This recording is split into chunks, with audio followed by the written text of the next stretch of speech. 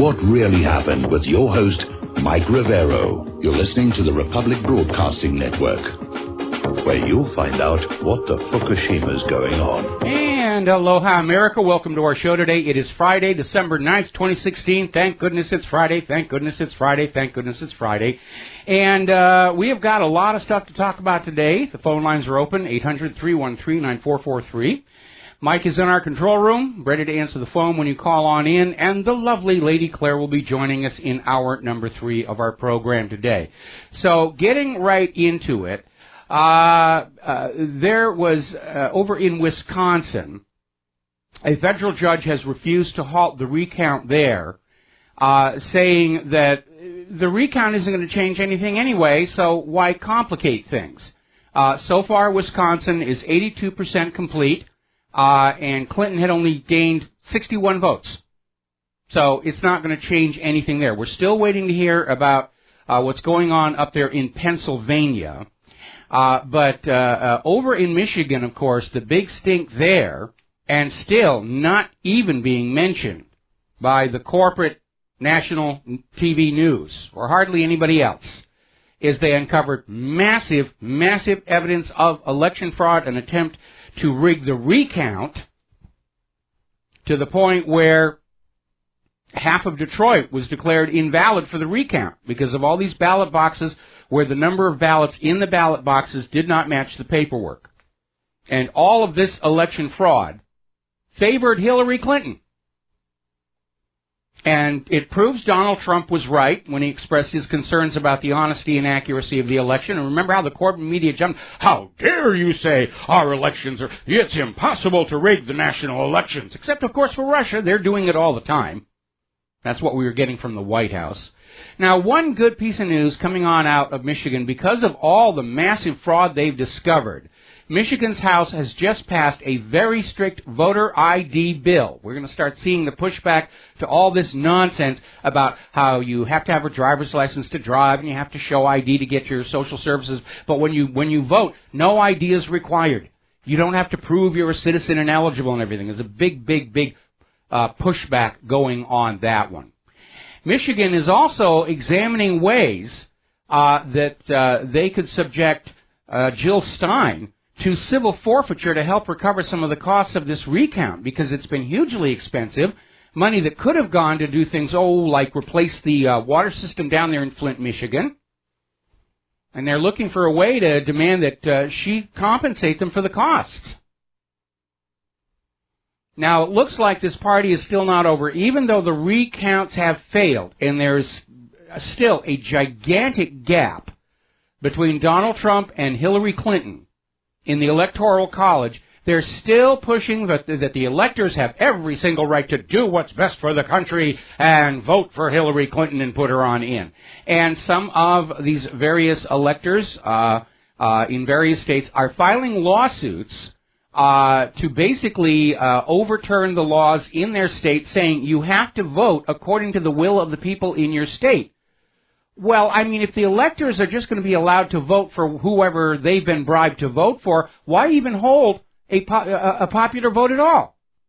If they're just going to turn around and say, well, we don't care, what you voters actually voted for. It's up to us now. We'll choose the rulers and the leaders. What do you think this is, a democracy?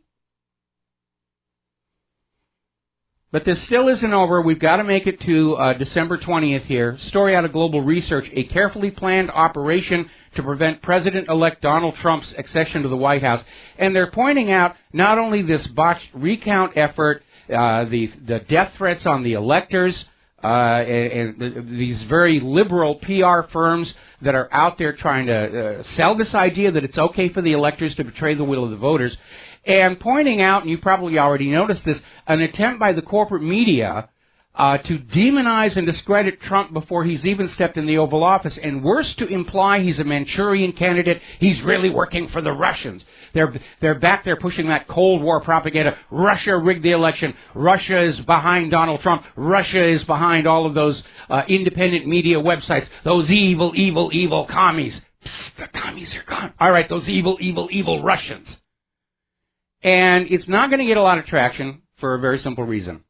The younger generation has grown up without the benefit of a public education system that propagandized them constantly about how evil the communists were. And I remember when I was in public school, in the social studies and looking in the books and all these cartoons about just how terrible the Soviet Union was and how you didn't even want to be near them because you'd get cooties or something like that. And it was laid on pretty thick to the point where even at that young age I was saying, yeah, this is just way, way, way over the top. Now Michael Moore has chimed in yet again, and he is predicting Donald Trump will not become president. He's saying 6 weeks is a lot of time. Now, 6 weeks obviously goes past the Electoral College, which meets in just 10 days. So Moore is out there essentially predicting Donald Trump is going to be assassinated. And they're out there pushing this idea that the Electoral College should be given the freedom to just vote for whoever they want to and ignore the voters in their respective states.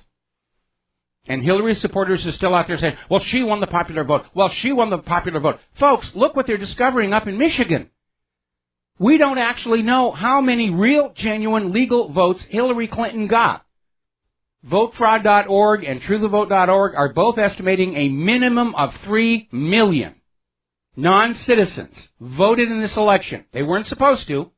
And they were all voting out of those sanctuary cities in California and every place where voter ID laws had been overturned by DNC lawyers all during the year. We don't really know. Now, Barack Obama has come on out and ordered a full review into allegations Russia hacked the 2016 election and says we're going to even go back all the way to the 2008 election. We know those Russians are out there. Mind you, this is all coming from the same people who told you Saddam had nuclear weapons. And if Obama wants to know about hacking the U.S. election, he should really look a little closer to home. Michigan, to start, would be a good place. And the Department of Homeland Security, Georgia is still furious that somebody from the Department of Homeland Security was trying to hack in to their statewide voter information system for some reason. And they're reiterating the Department of Homeland Security does not have permission from the state of Georgia to be mining or altering data in their statewide election system. So we're going to take a second here to do a shout-out to our on-air affiliates who are rejoining our network. And then we're going to take a couple of phone calls here. Bob in Las Vegas, aloha. Welcome to the show. What's on your mind? Hi, Mike. I think I'm going to start writing the Trump campaign, the Trump people, to nominate you to head a blue ribbon commission for electoral reform. Oh, boy, I would love that job. Well, I'm going to be pushing for electoral reform anyway, and I don't have to be part of Trump's administration to do it. We've got 2 years before the next midterm election to get this mess sorted out, and I've got a good foundation for a plan. I'm not going to promise a cheat-proof election, but I can promise a system that makes cheating very, very hard as opposed to the current one, which is designed to not only facilitate election theft, but to help conceal it as well. You know, I love your ideas, especially yesterday. You mentioned in our call the point system. That's great. We'll just do away with these electoral college voters and just base it on a point system. For example, whatever the electoral college votes add up to in each state, the way it is today, but do away with the actual voters, the electoral college voters. Have a point system. Well, I think that, again, one of the reasons for the Electoral College was so that politically aware people could block a populist demagogue from taking the White House. Remember when the Electoral College was set up? Yeah. Okay, we're talking about a time when the majority of Americans were really not very educated. They didn't have any kind of media to be paying attention to what politicians were doing. They were mostly living in rural areas, working on farms, and they were nowhere near as sophisticated and worldly as we are today. So that was the reason for that mechanism to be there, as well as to balance the effect of the election between the general population and the giving equal weight to the states as well. So there's a legitimate reason for that mechanism, but in this case it's being perverted, which is why the Founding Fathers also put in that provision where if Congress concludes the Electoral College has not acted in good faith, they can overrule them. And we may actually see that happen with all of this nonsense. You know, Mike, I wanted to let you and all your listeners know that on RT today, tomorrow, and Sunday, they're going to be showing on their website John Pilger's new film, The Coming War on China, which will be very interesting regarding the U.S., all the U.S. bases. He says 400 that are now surrounding China, basically like a necklace. So I think people should look out for that. And it's interesting, in an interview he did yesterday, he mentioned FDR's father, John Kerry's grandfather, drug runners of opium from China. So this has been going on, this narcocracy, for so long, going back to the Opium Wars. And also Peter Dale Scott has done some great work regarding Afghanistan and Latin America and, of course, Vietnam before Afghanistan. So this has been going on in this country for, more than a century. Oh, yeah. I mean, illicit substances are always favored by people as a very compact, portable store of wealth. The Skull and Bones fraternity at Yale University, through which so many of our presidents and CIA have gone through, was actually initially founded on opium money. The official name of the Skull and Bones fraternity is the Russell Trust, and the Russell family fortune was made growing opium here in the United States. It was a legal crop at the time. They would then sell that opium to the British, and the British in turn would sell it to China, which did trigger that war over Britain's right to sell opium to the Chinese people, which ultimately led to the collapse of the imperial government and the rise of communism in China. We had the CIA bringing in heroin from Vietnam inside the body bags of the dead. We certainly know about Iran-Contra, cocaine coming up from Central America. I mean, the biggest drug smuggler in the country is the country, and that's a reality people are finally beginning to wake up to. It is a narcocracy. When you are engaging in illegal activity on that kind of a scale, you can acquire enough money to buy your way to the heights of whatever government you're in. Now, I do have to tip my hat to the people of Colombia, because some years ago they succeeded in actually putting their own president on trial for being a drug lord. Unfortunately, he was acquitted, but at least they had the gonadal tissue to actually try. Yeah, Pilger had said that drug money, basically from the opium trade, basically financed the railroads in this country, and also helped build Lowell, Massachusetts, which I'd never heard of. I never heard that these cases, but it's incredible. But pursuant to what we were talking about yesterday about the U.S. being a third world country, I saw an article about civil forfeiture, and it's funny if it wasn't. It would be funny if it wasn't so sad. You have these police chiefs and district attorneys. This one police chief in Michigan spent $75,000 of that forfeited assets for a tanning salon for his wife, and he spent another $40,000 on marijuana, alcohol, and prostitutes. This was an article by Mark Dessman. I mean, this is where it's going to. I know. It's out of control. I mean, we're hearing about police officers and police chiefs, the higher ups, driving around in very expensive supercars, and we confiscated this from somebody who may have been a drug lord. We're not really sure, but we took the car anyway. And the original idea of civil forfeiture was to provide a legal framework for the government to strip massive amounts of wealth from the really large criminals. And unfortunately, it got perverted into a policing for profit scam by law enforcement across the country. And in many cases, they literally didn't have any choice, because as civil forfeiture became more widespread, city governments said, they can make money off of civil forfeiture. We're going to cut the budget to the civil police and spend the money on something else, like a new artwork for the lawn in front of the state capitol or something. And so it just really declined from there. But it is completely, totally out of control, to the point where right now the uniformed police in the United States of America are stealing more from law-abiding Americans than the muggers and thieves and burglars put together.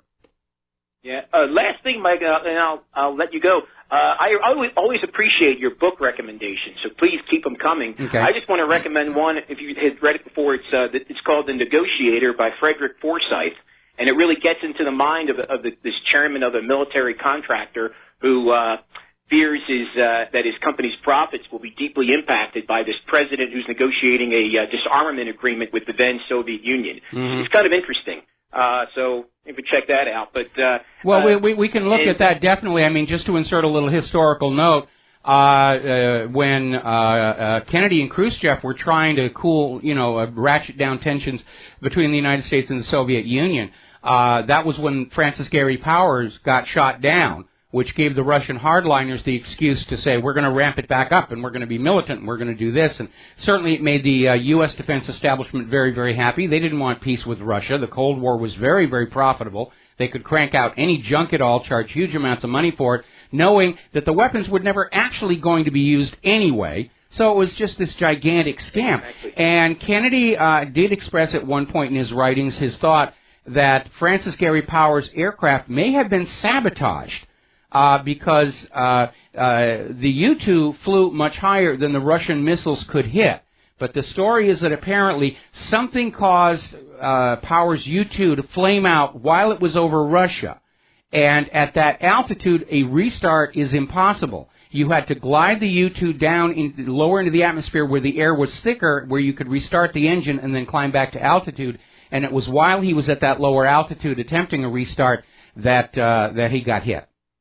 I think that was but I think, though, just to correct you, I think that was Eisenhower was in office. I think they basically forced the cancellation of the upcoming summit. you are correct. Yeah, that was I'm sorry, that was Eisenhower. Mike, yeah. Do you believe? I listened to Eustace Mullins a lot regarding the Fed, but I saw a video of his where he said World War II was prolonged, especially in the Pacific theater.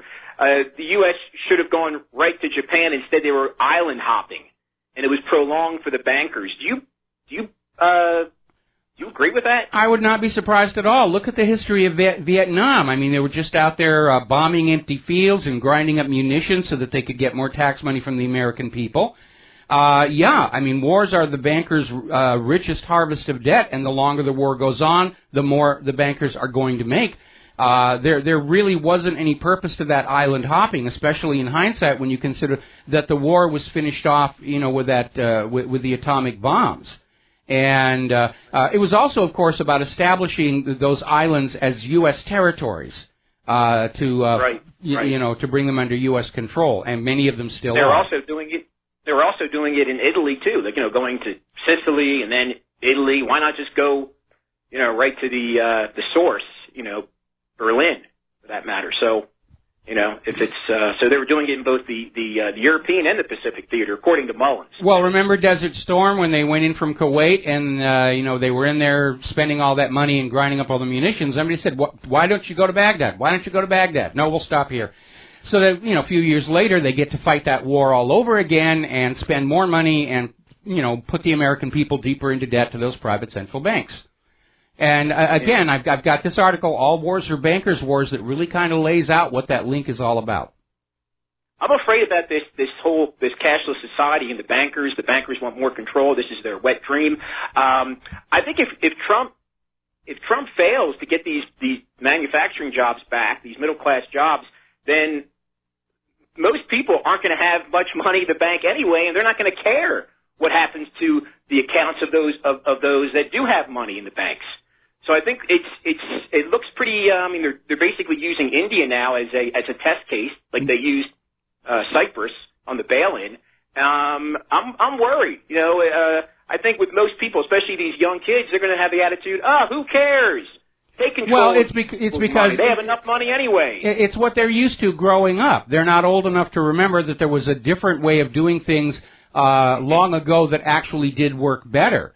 And the problem with that whole cashless society is it's being done to lock the wealth into the banks so that in the event of a bank failure, people can't go and get their money back out. There's no way to get the money into your own hand, so the bankers can keep it, and and when it goes, it's going to leave the entire population absolutely penniless. But the people behind these plans don't really care. They're just all about looking after their own wealth in the short term, and they don't understand. They're a bunch of pigs. They're on their way to a global implosion of this whole private central banking system. Bob, got to let you go here. Got to take a break for commercials, and we'll be right back. Aloha, America. Welcome back to the show here. And I just got an email from a viewer on BAM User. Yes, I'm wearing my Hillary for Prison T-shirt, and the prison falls off the bottom of the screen. No, I have not become a Hillary supporter. If you know anything about me, you know that I have been a Hillary opposer for 22 years now, and with darned good reason. I'm not likely to change anytime soon. Let's go back to the phones. Richard in Mississippi, aloha. Welcome to the show. What's on your mind? Hi, Mike. You know about that recount? If Hillary Clinton keeps this up, she's going to destroy the legitimacy of the whole entire U.S. government. Well, yeah, she is. I mean, and a lot of people on both sides of the aisle are already saying that the public image of the United States is just being, destroyed by all of this nonsense. And it's certainly undermining confidence in the election system in the minds of the American people, which is why I think, this is the opportunity to stand up and demand an open, verifiable, honest election system. And it is possible to do. But our current election system is intentionally designed to facilitate and conceal election fraud because that's what keeps the establishment in power. There's one thing I want to add, Mike. I think Donald Trump will have 2 to 4 years to help clean this election system up, and he needs all the help he can get. He can't do it all by himself to ensure an honest election system. Well, no, he can't. Donald Trump can't do anything all by himself, and that's why I keep telling everybody, getting Trump into the White House on January 20th is not the end of our effort. It's the beginning. Our job is actually going to become much harder because he's facing an obstructionist Congress. He's facing an adversarial media, and we're seeing our entire federal government behave like spoiled children and just throwing tantrums, and everything that they're doing is all about saving face and their ego and getting back and revenge and gotchas, and there's virtually nothing left over for them to actually think about what's good for the country. So we, the American people, are going to have to stand shoulder to shoulder with President Trump and basically back him up with whatever changes he needs to make. We're going to have to stand there and glare at those senators and representatives and say, you represent us, you work for us, we the people are your boss, and if you forget that, we're going to do to you next election what we did to Hillary this election. Okay? And all of this caterwauling about how it should be illegal to criticize the government, that's ridiculous. The government are our employees. We the people are the boss. Read that Constitution. And like any boss anywhere, we not only have a right to criticize poor job performance by our employees, we have a right, when necessary, to fire them. And we need to all remember that. The government is not our master. It's not our ruler. It's our employee. They're supposed to remember they're public servants, servants of the public, not public masters. I think that's all, Mike. All right. All right, thanks an awful lot here, and we're going to let you go. I'm trying to get some updates on what else is going on with all this recount stuff. Funny little story coming out of the Daily Caller. Apparently, PR firms that worked with Hillary Clinton are now canceling all their Christmas parties. They're just so depressed. They're so traumatized. They're so upset. Oh, we can't get into the Christmas spirit with Donald Trump going to the White House, How grinchy can you get? Little factoid you might want to remember, Donald Trump won this election spending less than half the money that Hillary Clinton did. He paid $66 million out of his own pocket. Hillary had twice as much money plus the election fraud, and she still lost. Now, out in California, a student succeeded in getting a video of a professor literally describing the election of Donald Trump as an act of terrorism, and repeating that nonsense about how Trump is a white supremacist and Trump is evil and Trump smells bad and he dresses funny and his hair is fake, and all these other talking points, all of which have been completely discredited. Donald Trump was in public life for 30 years before he ran against Hillary Clinton. Nobody called him a racist. Nobody called him a woman hater. It was all made up by Hillary Clinton and supported by the real media, registered trademark. All right, we got to take a break for commercials. We'll be right back. And aloha, America. Welcome back to the show, and I want to step on back with some updates on this whole recount nonsense. Out in Nevada, which is a state that Hillary won, their partial recount resulted in just 15 votes being changed. way too short to force a statewide recount, so that's now over and done with. Over in Pennsylvania, the judge who's hearing that case has now said he will have a decision on Monday. Everybody was expecting the decision today. It's now being put off until Monday. And as for that lawsuit down in Florida, there's no update on that. But at this point, it is becoming very obvious that this attempt to paralyze these three states and keep them out of the Electoral College has failed miserably. And so now the big push is going to be on to hijack the Electoral College, a move that will be so overt and obvious, it's going to outrage the American people. And again, Hillary Clinton seems perfectly comfortable with the fact that she could ignite a civil war in this country with this nonsense. But no sacrifice is too great to anoint Empress Hillary the First. Yes, there'll be blood, but that's a sacrifice I am willing to make. All right, let's go back to the phones. Dustin in New Jersey, aloha, welcome to the show. What's on your mind?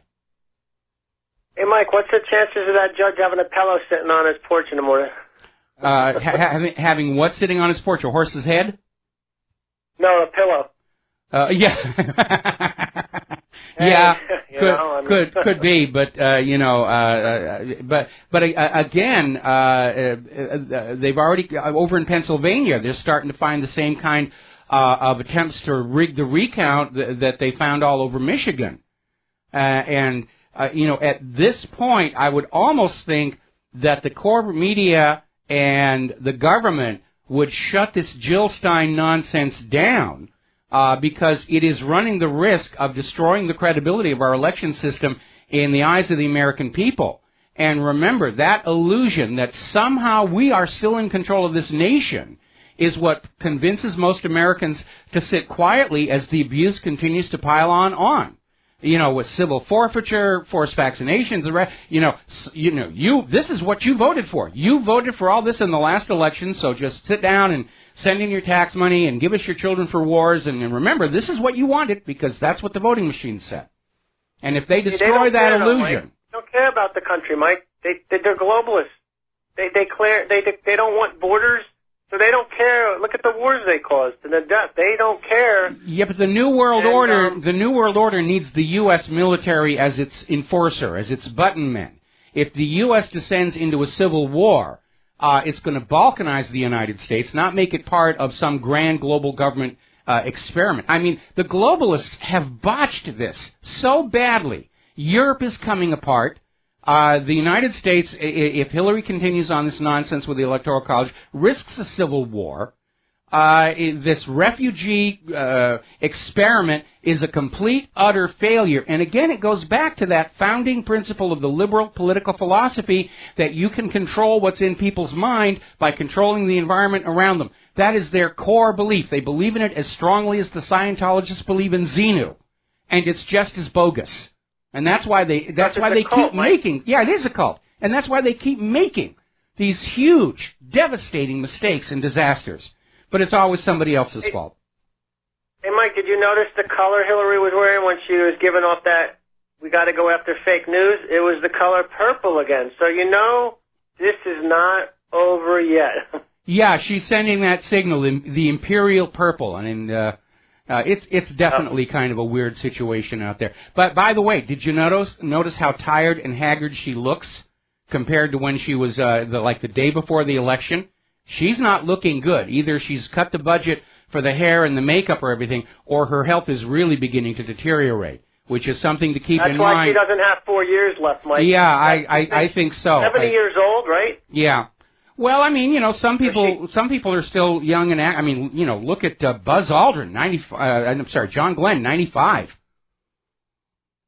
I just don't think she has the stamina to do this for another 4 years after Trump. That's a long time, and I think that she can't wait. She's that kind of person. I think it could be. Let me float something even more dangerous. If she is aware that her medical condition means she only has a few more months to live anyway, then she obviously wouldn't care if the Civil War got started by what she's doing. She just wants to stand up there, be inaugurated as the first woman president of the United States of America to go into the history books, and after that, if the country falls apart, she doesn't care anymore because she's not going to be around. Which makes her extremely dangerous, her and her group right now.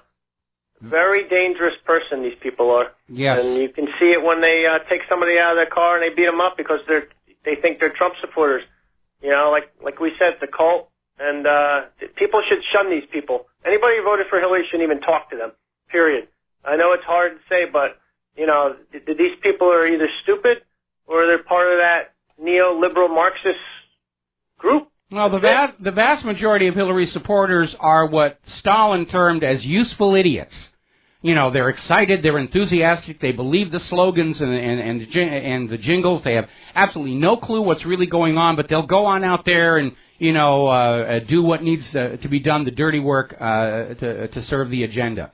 And it really is very scary to see that happening in the United States. I mean, Hillary's campaign basically was mirroring a lot of Adolf Hitler's rise to power, the brown shirt tactics especially. And now she's out there talking about the digital equivalent of book burning. Yeah, you have a mixture of a Stalin, Hitler type of, you know, useful idiots and brown shirts blended in. It's not a mixture. It's a standard recipe for tyrants. And it doesn't matter who's at the top, and it doesn't matter what they claim their political ideology is. It's the way these people always wind up operating because it's the only way they can get what they want over a population that, if given a moment to think about it, is going to reject the whole position. And if you look how dangerous and stupid these people are, just look at that Schiff guy from California about how they're pushing this Russian propaganda against when Tucker Carlson was talking on Fox News. It was just, this is the kind of rhetoric they'll throw around. Yeah. And it's extremely dangerous, Mike. Well, it would be dangerous if we didn't realize that it really is a gigantic load of USDA choice bovine excrement. And that's the problem the corporate media and the government are facing right now is nobody believes what they say anymore. And that's the uphill battle they're fighting. There's no way they can gain back that trust because everything that they're doing right now only further erodes that trust because all they can do is come up with another lie. You know, WhatReallyHappened.com is working for the Russian propaganda ministry or Donald Trump is a Manchurian candidate and so forth. They can't start telling the truth. All they can do is lie again, and with each new lie, they're only cutting their own throats in terms of their credibility. And Paul Craig Roberts, I mean, come on, right there. You know, they're out of control. They are. They're in a panic. What's going on is a panic, and I've seen a lot of articles on the net about, you know, here comes the crackdown, and they're going to roll the tanks in and, you know, set fire to your servers and everything. No, it really feels more like it's a panic. It's disorganized and it's thrashing around. And I'll give you another example why I recognize it. And it goes. I wrote this on the front page of WhatReallyHappened.com, but just real brief.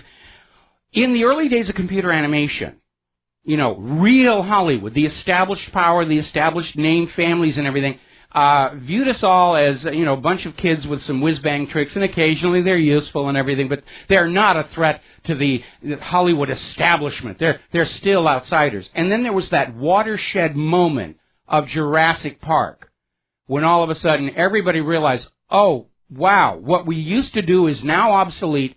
Technology has rendered us obsolete. There's no catching up. What are we going to do? What are we going to do? And there was a panic. And I remember one of the people who had worked on some of them. There were some mechanical dinosaurs used in Jurassic Park where they had to interact with the cast and everything. And the company that made the mechanical dinosaurs was literally out there trying to imply that they had done the computer-animated dinosaurs, which looked far more impressive and realistic anyway. I mean, that's the panic that was going on. There were all these articles in the industry trade journals about just the incredible expense of computer animation and how they're always missing deadlines. And because these people aren't real Hollywood, it's impossible to work with them. They're spoiled. They think they're rising stars and blah, blah, blah. And, of course, today, hardly a movie gets made without computer animation. And so we're seeing the same thing. Up until this year, the U.S. government and the corporate media had deluded themselves into thinking that the independent media were just these fringe little people out there. They're not part of the establishment. They're not a threat to the establishment. We can, tolerate them and just ignore them with dignity. And then all of a sudden, Trump winning was the watershed when all of a sudden they had that moment, flash. Technology has rendered the old way of running a government obsolete, and there is no going back. And they're panicking exactly the same way all those Hollywood insiders did, exactly the same way the ruling class and the clergy reacted when Gutenberg rediscovered movable-type printing, and all of a sudden, ordinary middle-class people could buy books and read and learn. And it was a huge shock to the system back then, and that's what we're going through right now. And I'm not saying it's going to be smooth sailing from here. I think we can probably assume from this point on that a lot of people, there are going to be people who get hurt. There have been people who've been hurt. There have been people who've already been killed. And that's a real risk that we all understand that we're taking. But in the long run, they're not going to be able to stop the march of progress. Nobody ever has. Hollywood now has accepted computer animation. The world in general has accepted literacy and inexpensive books and printing, and soon they're going to grudgingly accept a distributed, diverse citizen news system across the globe. And that's a little wise after the video toaster, wasn't it? Yeah. Well, no, there was actually one TV show that was done on the video toaster. 5 and Sequest. My friend worked on Yes. And I was one of the original developers on the video toaster. I had a wire wrap version. I couldn't even close the computer case back up once it was installed because all the spaghetti that was out there. I wish I'd kept that. Amiga was one of the best computers, Mike. Oh, it was amazing. I loved that. I loved that machine. I really did. Anyway, listen, I'm going to let you go because we're running out of time, and I want to switch over to Buzlow in Kalamazoo. Aloha, welcome to the show. What's on your mind? Hey, Mike, how you doing? I'm doing good. Hey, Mike, I was listening to your show last week, and I heard you mention that they gave Ellen DeGeneres an American Freedom Medal? Yes. Or something like that? Yep. Well, I heard that, and I kind of rolled my eyes and just let it brush off my back, thinking, all right, political correctness, everybody gets a trophy type thing. But now I heard today it's really getting out of hand because they're actually going to christening a ship in Britain for Elton John. Did you hear that? Yeah, I heard that, and but in the case of Sir Elton John, he's brought a lot of money into the British economy, and that's a good. I can understand. Yeah, that's a good way to get a knighthood. But, what I also heard too is that the boat doesn't carry any guns or ammunition; it just rams other boats from behind. Oh, tacky, funny but tacky. Hey. But I'm going to wait until they give you your American Freedom Award, okay? Oh, I wouldn't hold your breath here. I'm not the kind of person that they give shiny gold things to make me look more impressive than I really am. I'm at the point right now. I don't care. It's pointless. It doesn't mean anything anymore when they're handing these things out like. They're handing these things out like they're prizes from a box of Cracker Jacks. I mean, they've totally discredited the Nobel Peace Prize. And as far as this Freedom Medal, Obama was simply handing them out to everybody who got up on TV and went out there supporting Hillary Clinton or bashing Donald Trump or, who was a supporter of this liberal agenda. And that's all it was. And that's not what the medal is supposed to be for. As the name says, it was established to honor civilians who are working in the cause of freedom. And getting on up there and attacking Donald Trump and mandating vaccines and everything's got nothing to do with freedom. But then look how the Nobel Peace Prize has been perverted when they gave it to Al Gore's group for global warming. What's that got to do with peace? And they've given it to some of the worst war criminals in history, including our current president. And that was really ridiculous. I mean, the guy was, in office, less than a month, and he's being handed prizes? Yeah, I mean that was really it. But that's part of how the propaganda works, because they will give plaques and medals and statues and everything to the people who they want the public to listen to and believe. And it's just part of the scam and the fraud. Oh, you want to listen to this person when he tells you humans are warming the earth because he's got statues and he's got Emmys and he's got medals and he's got all this other stuff. And these other people over here saying that the earth is actually cooling. They don't have plaques and medals or statues or anything, so you shouldn't pay attention to them. That's what that scam is all about. And that's why the Nobel Peace Prize goes to warmongers. And that's why the Freedom Medal goes to people who are simply out there propagandizing on behalf of Hillary Clinton. Yeah, I hear it. All right, well, thanks, Mike. Appreciate it. All right, thanks an awful lot. Real quick, Mo in Florida, what's on your mind? Hi, Michael. Just stay with your theme there on global warming. I'm here in South Florida, and everybody's wearing sweaters and sweatpants. I know this doesn't mean anything, but it's early. No, are you there? Yeah, I'm here, and it actually does mean something here. It's actually unusually cool here in Hawaii. We're at nighttime, we're down into the mid-60s. You know, and all those girls on the beach are going back to the one-piece bathing suits, which I find aesthetically offensive. I'm doing very brief hula dances, but I'm sure you mentioned this, but you're aware of that 100 years ago, Shackleton and Scott's record down there in the Arctic. They proved that the sea ice hasn't changed at all. It's just cyclical. Yeah, we ran that story a few days ago. Okay. And of course, the new one now is there's this gigantic crack that's opened up in part of the ice that's floating on the ocean, and they say, see, it's melting, it's global warming. Well, no, the ice forms on Antarctica, and like the glaciers everywhere else on Earth, it flows down the side and out onto the water, and every so often it gets so heavy that it will simply break off, and it's got nothing to do with warming or cooling. Okay, my mind was Shackleton and Scott. We got to let you go here because, unfortunately, we got to take another break for commercials, and we'll be right back.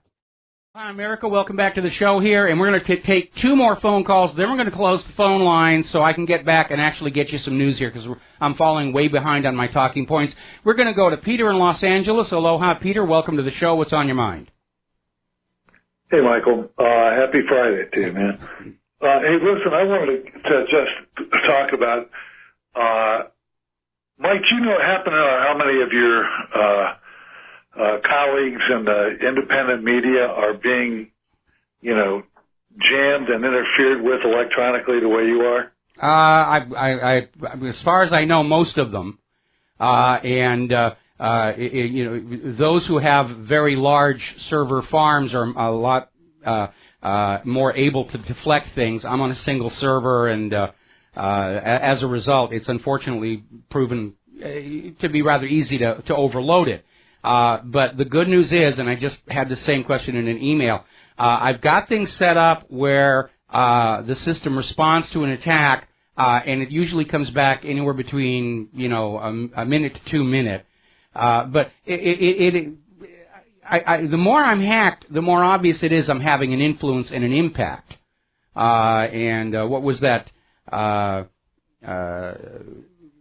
The old Native American tribe, the Crow. The Crow used to believe that their greatness was measured on how mighty their enemies were. And so by that criteria, right, I must be doing a good job. Certainly if the Washington Post thinks I'm a Russian stooge, I've attracted some attention somewhere.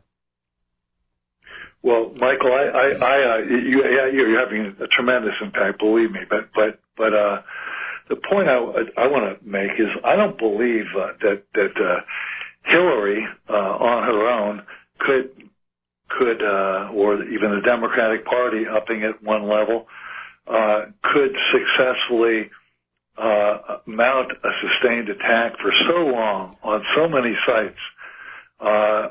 I have to believe that this is, they're part and parcel. Of course, they're just the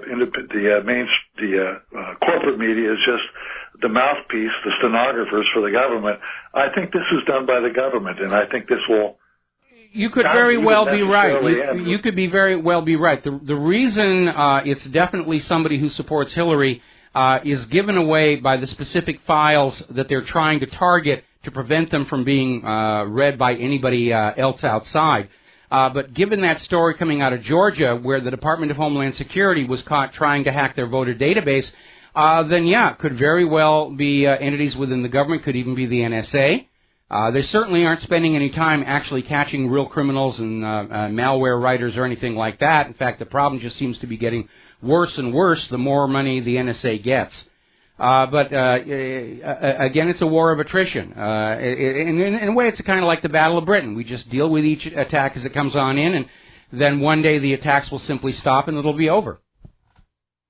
You know, and at some point, Mike, I have to wonder, and I'm hoping because of the relationship that Trump has with the corporate... Can I hang here? Or? Yeah, go ahead and hang. We'll bring you back right after the network break. And aloha, America. Welcome back to the show. We're going to finish up here with Peter in Los Angeles. And what did you want to say? Well, Mike, I'm just, you know, because of the almost totally adversarial relationship that Trump has with the corporate press and the corporate media, I would hope, of course, that this would change once he takes office.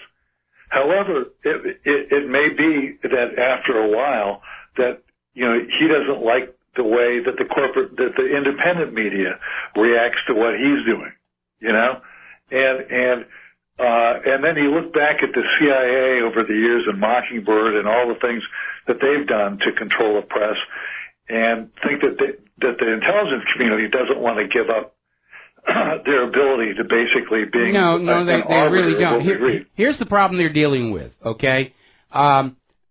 Even back at the end of World War II, when Mockingbird began, the media had already gone through a considerable amount of consolidation. There were only a couple of hundred companies that were really in charge of the vast majority of news distribution in the country. Today it's even tighter than that. The problem they have with the independent media is there are thousands of websites out here.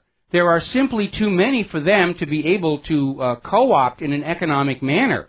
And I think that's the reason why they're trying this desperation Hail Mary attempt of getting Americans to install plugins on their browsers so that the independent media can't get through. And I'll tell you right now, that's never going to happen. That's a non-starter right there. And again, we're dealing with an establishment that has simply, over the decades, gotten used to a certain way of running the country, and they're just now realizing technology has rendered that system of governance totally obsolete, and they're in a panic. They don't know what to do. The reality is they can't go on doing what they've been doing before. They're either going to have to adapt to a new reality of a better educated, self-informed populace, or they're going to go the way of the dodo bird and the Soviet Union. Well, Mike, if there's, 6 big media companies, right, and I think we both agree that this is a fascist system, and the government, by cooperating with them, it's a partnership, really. And then there's the people over whose lines all this stuff goes, and there's only a couple of them, Sprint and so on and so forth. I see a permanent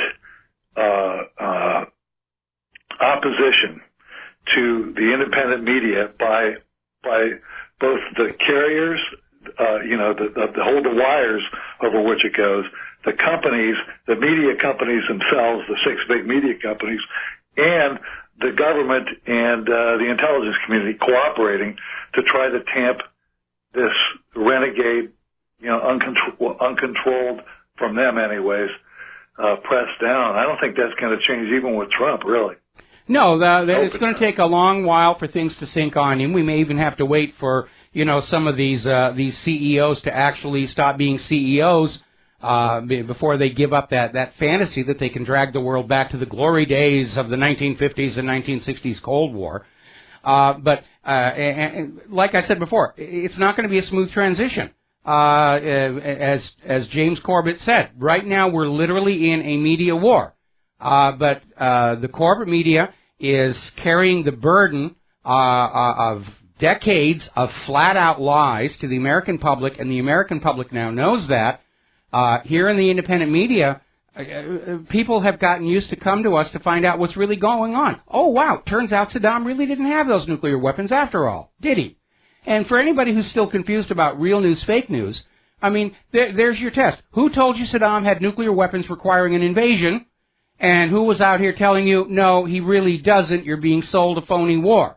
And that's all you need to remember to decide who's really the real news and who's really the fake news. And by the way, somebody wrote on in saying that when we talk about the real news, meaning the corporate media, TV networks, we need to remember it is an acronym that stands for rotten, egotistical, arrogant lying. Well, Michael, I agree with everything you say on this, but I also would caution you to prepare for a long-haul battle on this. I've been at this for 22 years, and I'm ready to do another 22. All right, man. I'll be with you. All right, thanks. All right, thanks, Mike. All right, thanks an awful lot. Before we take this next call here, got an update on the situation down in Florida where these 3 voters have filed a lawsuit demanding a statewide recount because they're absolutely convinced Hillary Clinton won Florida, and we know that Donald Trump and Vladimir Putin and all those independent media websites have cheated Hillary out of her rightful inheritance and blah, blah, blah, blah, blah. Well, under Florida law, as it turns out, they need to gather 120,000 affidavits from Florida voters saying that they were somehow robbed of their vote, blocked from voting, anything like this. And here's the kicker. All of those affidavits must be notarized. In other words, they can't just set up an office and crank out affidavits and just put people's names on them. Whoever's filing an affidavit has to go to a notary public, and yes, we know there were fake notaries used during that whole mortgage-backed security fraud. I don't see that as likely to happen by December 19th.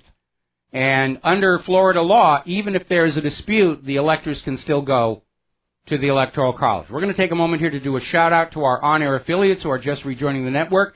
We're going to take our last phone call before we close the lines and get back to the news. John in Barbados, aloha. Welcome to the show. What's on your mind? Hello, Michael. Yes, I'm going to be a little tongue-in-cheek at the moment. A boat was named after Elton John, but I imagine a boat was really powerful, a tubby little tugboat. Somebody already gave us the punchline on this one.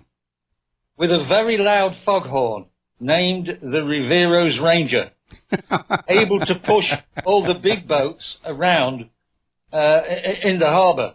So, if you want to really look at it, the little tubby tugboat would be WhatReallyHappened.com, and the big boats that it's able to push around would be the mainstream corporate media.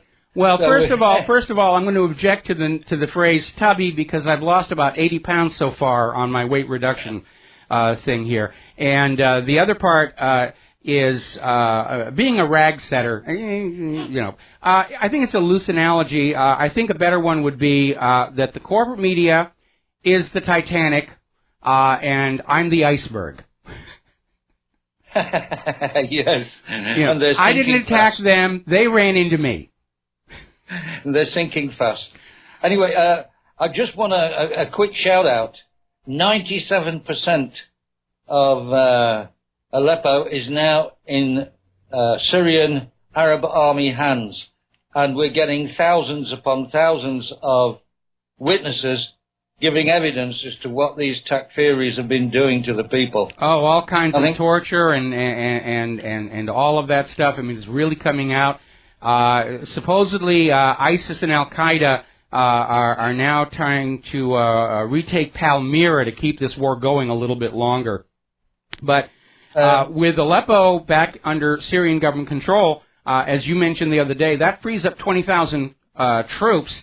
And instead of going down toward the Golan, those 20,000 troops can now march against Palmyra and whatever other strongholds ISIS still thinks they have.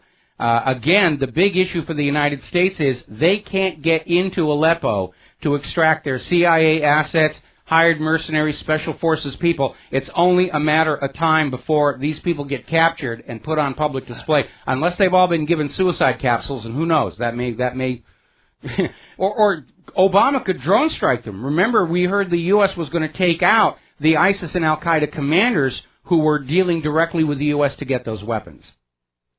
The other story I wanted to reiterate, from months ago I said that Russia was deploying these robotic guards on the border with the western border of Russia along the Ukraine and the Baltic states. They've now used one of these, and there's a video of it, against a terrorist group. This robotic soldier actually killed all four, the leader and three of his acolytes. So this is now serious stuff. These robotic soldiers are now on the field of battle. Well, good. We can keep our kids at home. Let's just have the robots fight the robots here. It's Battling Bots, the War Edition.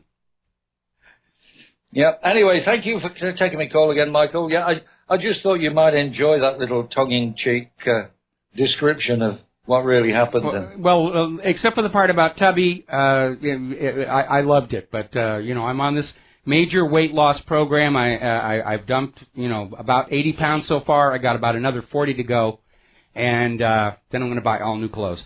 All right, listen. Well, you didn't mind the very loud foghorn then? Absolutely. I don't have a problem with that one tiny bit. Okay, Michael, thanks a lot, mate. All right, thanks an awful lot. We're going to let you go. We're going to close the phone lines for a little bit here because I'm way behind on my talking points here. As I mentioned before, a lot of politicians are coming on out saying that this campaign by Hillary to try and overturn the election is not making the United States look good in the eyes of the world or even the American people. Joe Biden basically has come on out and said he's embarrassed by what Hillary is doing. And I think that's probably true for all of the American people. We're embarrassed by this childish behavior on the part of Hillary and all of her supporters. And again, looking at her during her speech before Congress about the dangerous epidemic of fake news, it looks to me like her health is starting to fail. And if she's aware she doesn't have long to live, then she's just going to keep on pushing to be that first president of the United States and doesn't care if she starts a civil war. Now, WikiLeaks has come out with yet another document dump. This one is showing how the United States was playing Syria-style games in Yemen leading up to that conflict. And yes, it does involve Secretary of State Hillary Rodham Clinton. Now, as I mentioned a couple of times before, Hillary Clinton has come out of her seclusion, and she addressed the Congress, I guess, as a private citizen. It's kind of interesting. I don't think Congress would let me in the door to talk to them as a private citizen, but she came on in to demand action against the epidemic of fake news.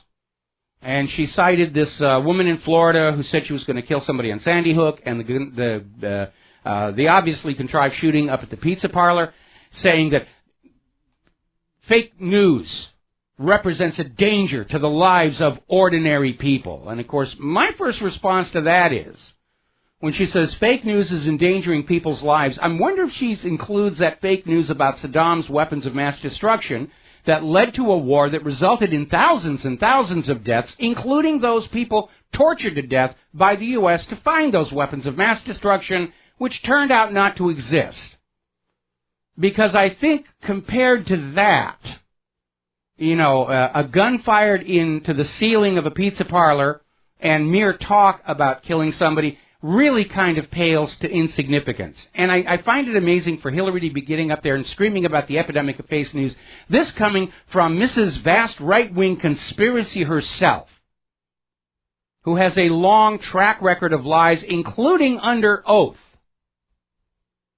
And the hypocrisy is staggering. Brian Williams, caught lying to the public, still works for NBC, and he's out there saying that we need to crusade against false reporting. Look who's talking, Brian.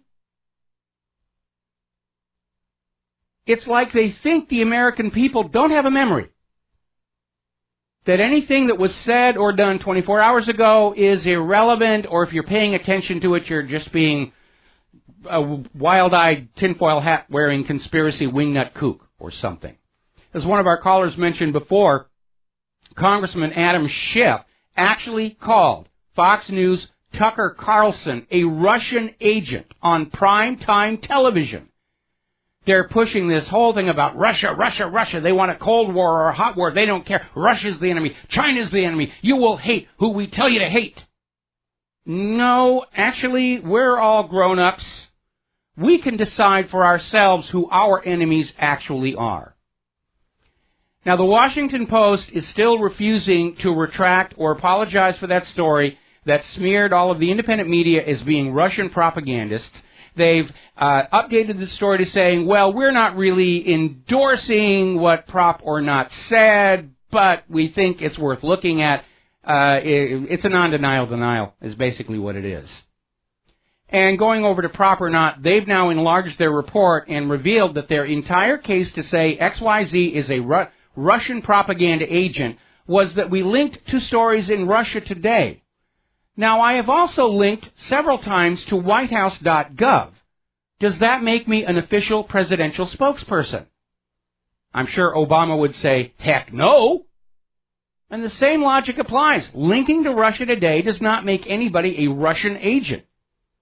It just makes us people who trust Russia Today more than we trust ABC, NBC, CBS, Fox News, PBS, NPR, and so forth.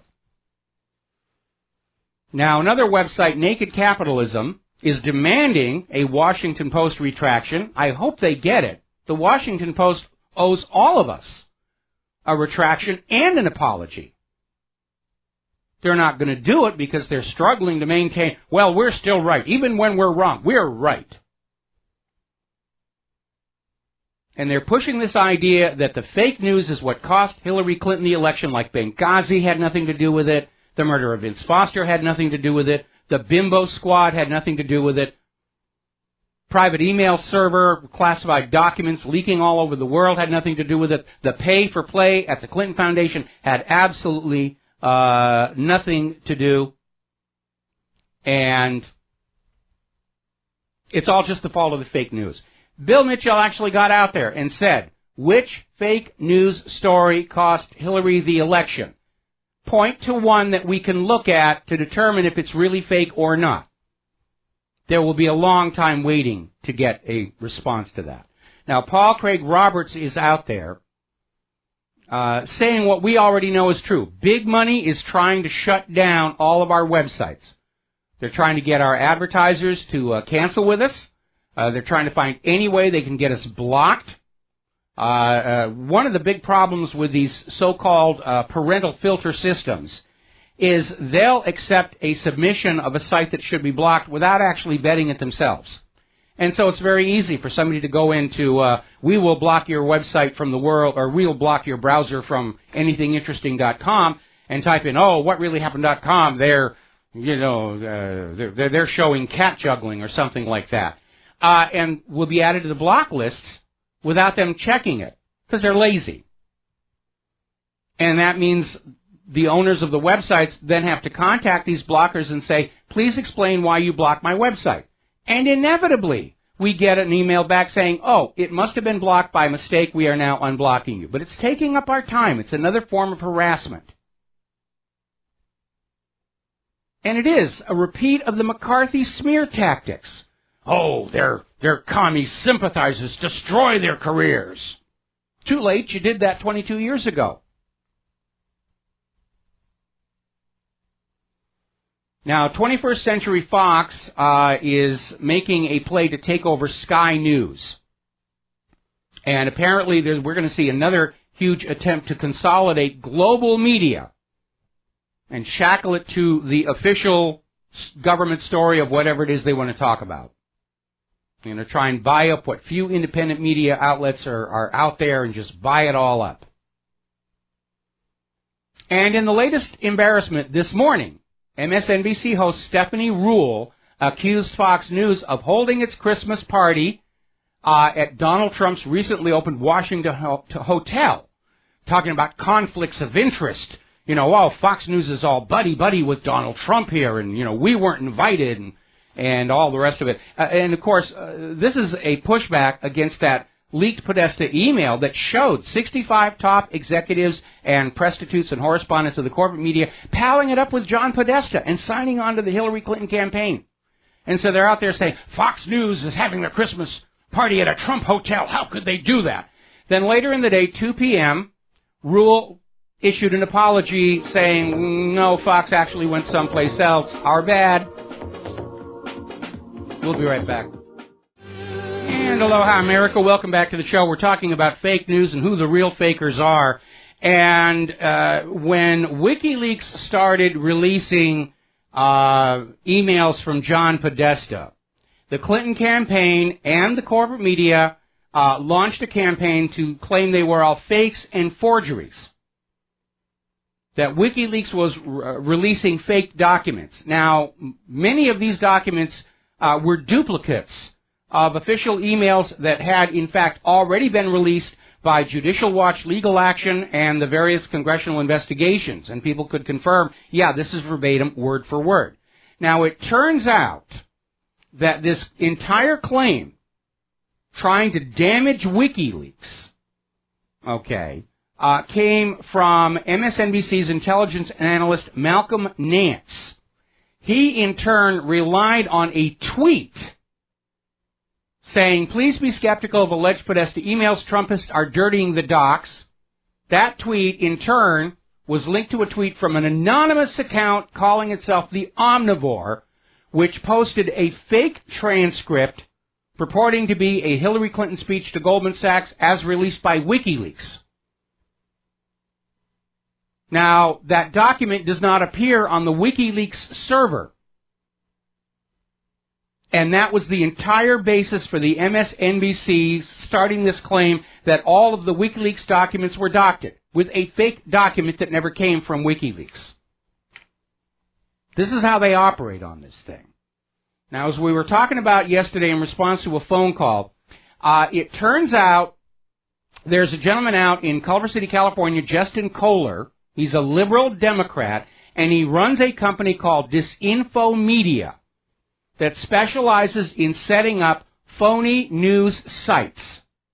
A lot of them are made to look like real news sites and are used to plant bogus news on the Internet in the hope that the independent media will pick it up and be embarrassed by it. And it backfired because apparently some of the real corporate media picked up these stories and ran with them. But I mean, think about it. There's a guy who's got a company. Their entire business model is setting up phony news websites to plant junk stories on the independent media. I want to know who's paying this guy. It's obviously very, very, very secretive. Won't even admit how many of these phony websites belong to him. And here's another story from the phony media. Back in July, remember when the corporate media was publishing this story called the McLaren Report about how the Russians were doping their Olympic athletes, and it was all supposedly based on a confession from a Russian who'd been part of the doping situation, and it resulted in a near blanket ban on Russian track and field athletes participating in the Rio Games, a complete ban on the Russian athletes for the Paralympics. Well, the International Olympic Committee has just announced they have retested all the blood samples from the Russian athletes. Nothing was found. Nothing. It was a smear job to kick the Russians out of the Olympics so the Americans could win the medals and look good to the world. Remember that first gold medal we won? Shooting. Made the gun grabbers absolutely puke. The corporate media got the Russian Olympic team banned, and it was all a lie. Alrighty, now then, let's talk about the war zones. As we mentioned yesterday, Obama has granted a waiver for continued military support of fighters in Syria, bypassing the Arms Export Control Act. And Obama is out there justifying this, saying that we need to arm the fighters in Syria to fight the war on terror. They're not there to fight the war on terror. They're there to fight Assad. What Obama is saying is we're going to arm the terrorists to fight the war on terror, and it doesn't get any more Orwellian than that, does it? Meanwhile, of course, we're seeing reports in places like Russia today that there's no question these weapons will absolutely end up in the wrong hands again because it happened before. The weapons being given to the so-called moderate rebels inevitably wind up in ISIS and Al-Qaeda hands. All right, we're going to take a break for commercials. We'll be right back.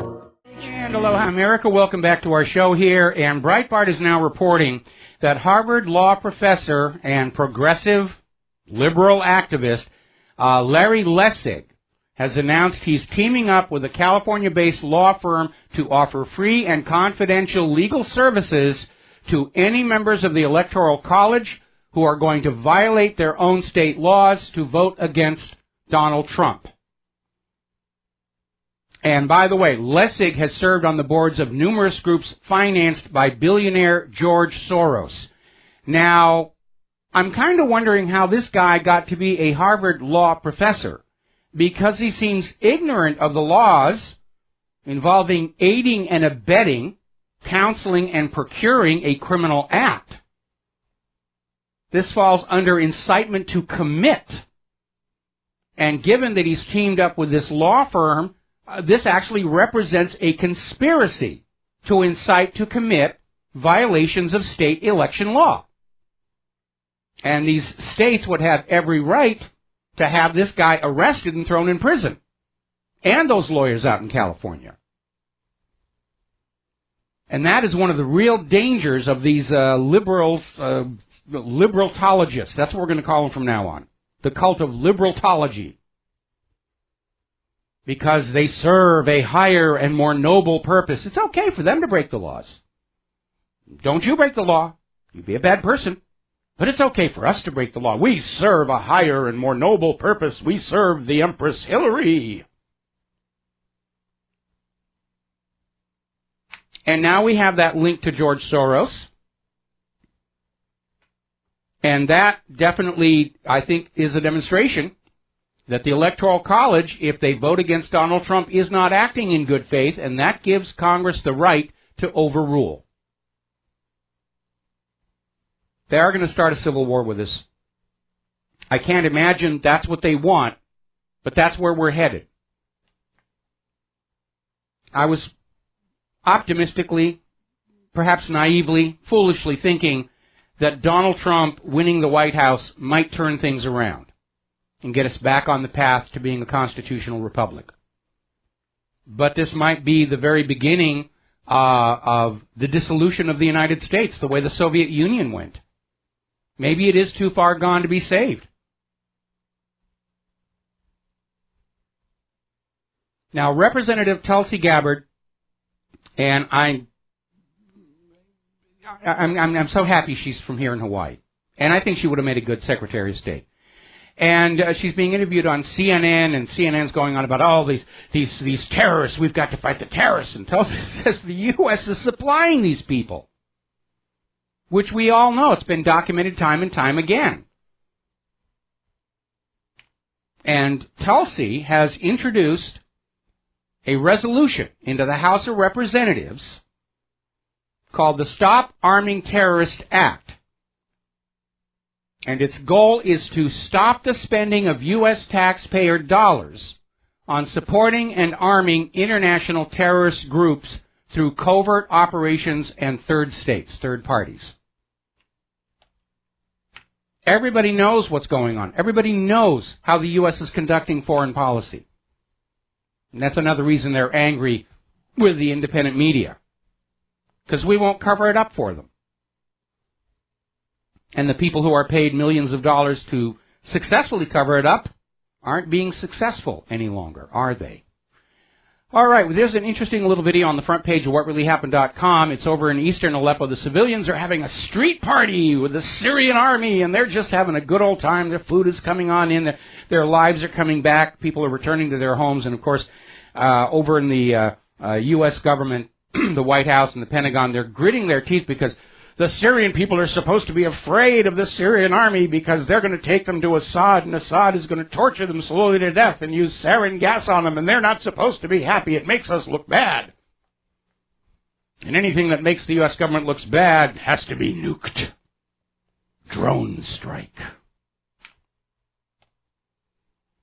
Now, the U.S. Navy, as part of this ramping up of Russia bad, is now searching for a hypothetical Russian carrier killer submarine that is supposedly prowling the Mediterranean following the NATO warships. And they're going on out and doing a sub-hunt. They don't actually have any evidence one is there. And they're just out there saying they might be there. These might be the Oscar II vessels that are carrier killers. Well, given the quality of our carriers, like the Gerald R. Ford, I think any kid with a pea shooter is a carrier killer at this point. I think we reported about 2 years ago, the Joint Chiefs called in a Navy admiral for a consultation and said, if we go to war with Russia or China, what is the life expectancy of our carrier battle groups? And this admiral said, going to be about a week. 2 if you keep them in their home port, which was not what the Joint Chiefs wanted to hear. The danger here, though, in the Mediterranean, and remember, the NATO and the U.S. tooling around the Mediterranean would be like Russia tooling around the Gulf of Mexico, just to understand who's threatening who's rattling their sabers. But the U.S. probably, if you look at how they brought about Pearl Harbor and sacrificed all those people in the Lusitania and so forth, it's not beyond the realm of possibility to suggest that the U.S. might sink a NATO ship and say, oh my goodness, look what those evil people in Russia did, and launch World War III for real. They are desperate. Remember, cornered animals are the most dangerous, and these people are feeling very cornered. And we all have to be very cautious and very, very skeptical. Now, over in Turkey, the ruling AKP party is submitting a bill to Parliament tomorrow that will bring about constitutional changes, switching Turkey to an executive presidency, which will give Erdogan much more power than he already has. I think Erdogan is becoming the real wild card in that part of the world, the loose cannon on deck, as it were. Meanwhile, Congress has approved $600 million for Israel's missile defense.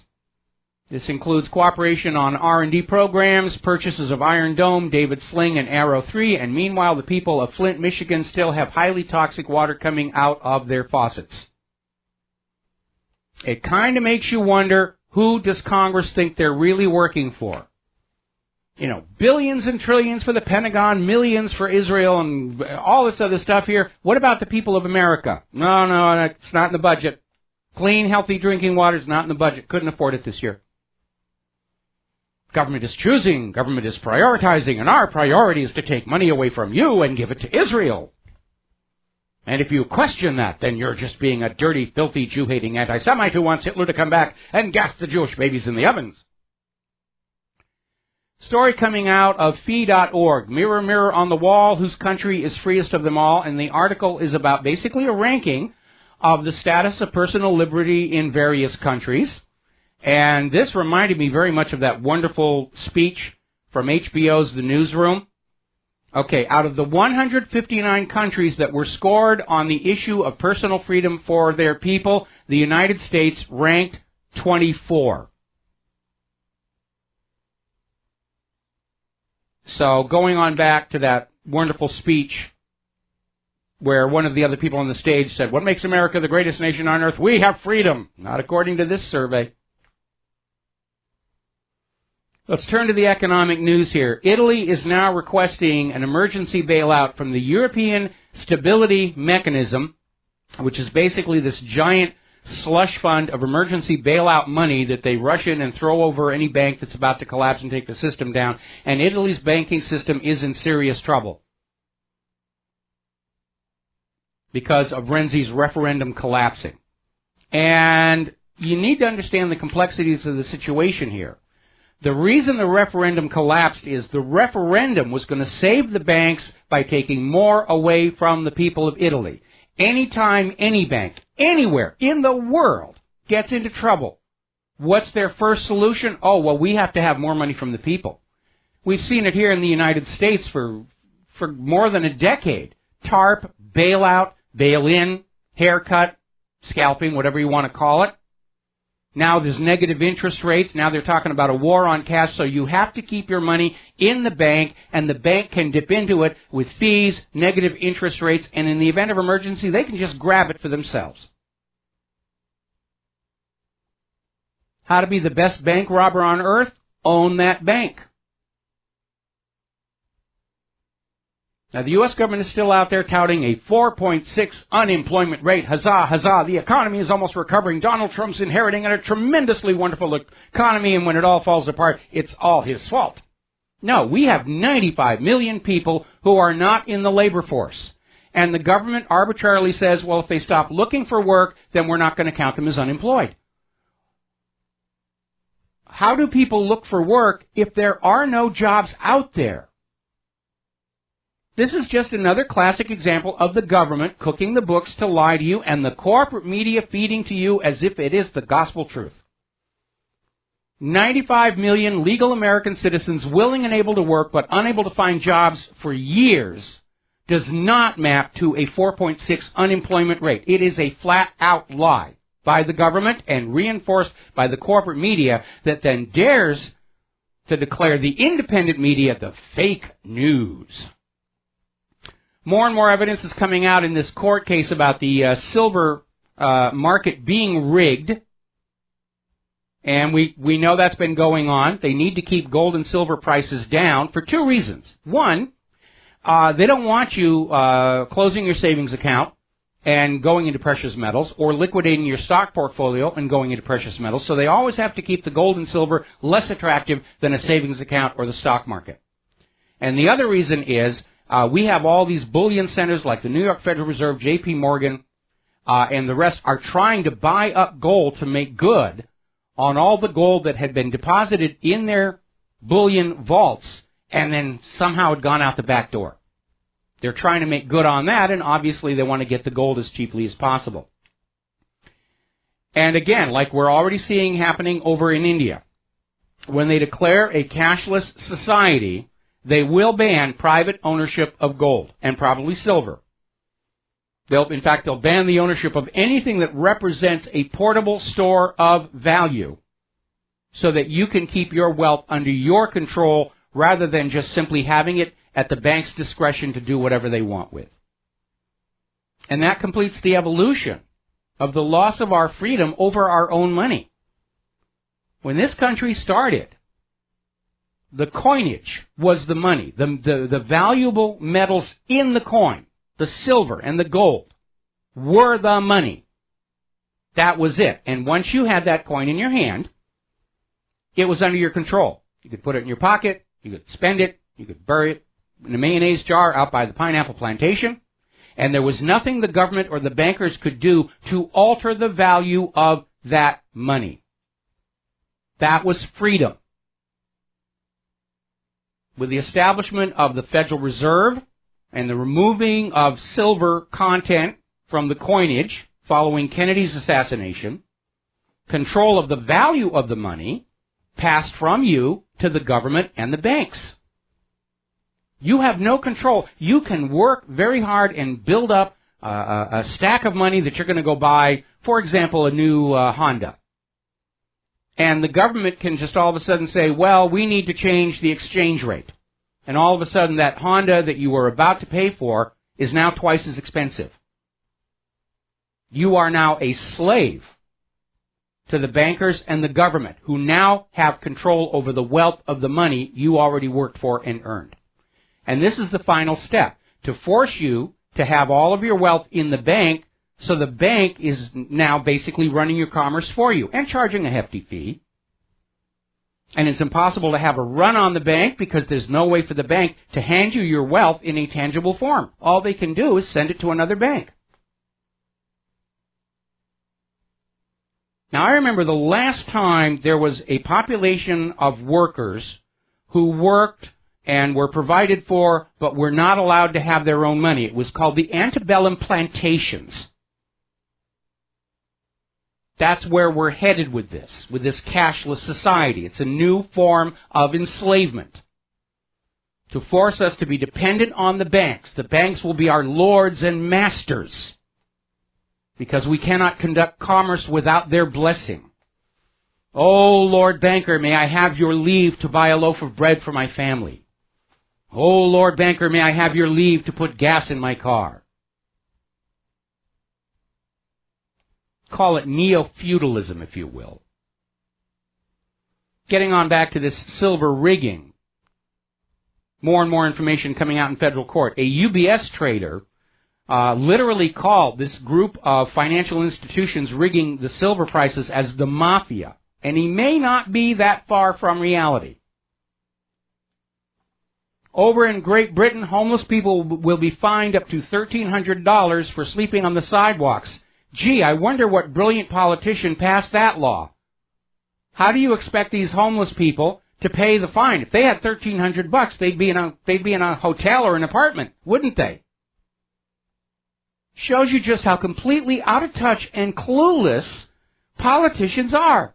Oh, there's a homeless problem. They're sleeping on the streets and inconveniencing the tourists here. Well, we'll just fine them. $1,300. That sounds good. We'll do that. And they voted it on through. $1,300 fine for sleeping on the sidewalk.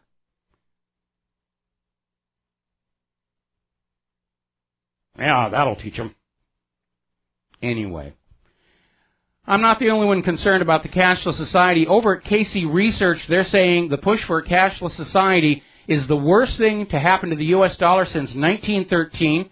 They're absolutely right. They're trying this out already over in India. That's the first test case. And they've almost locked up the economy.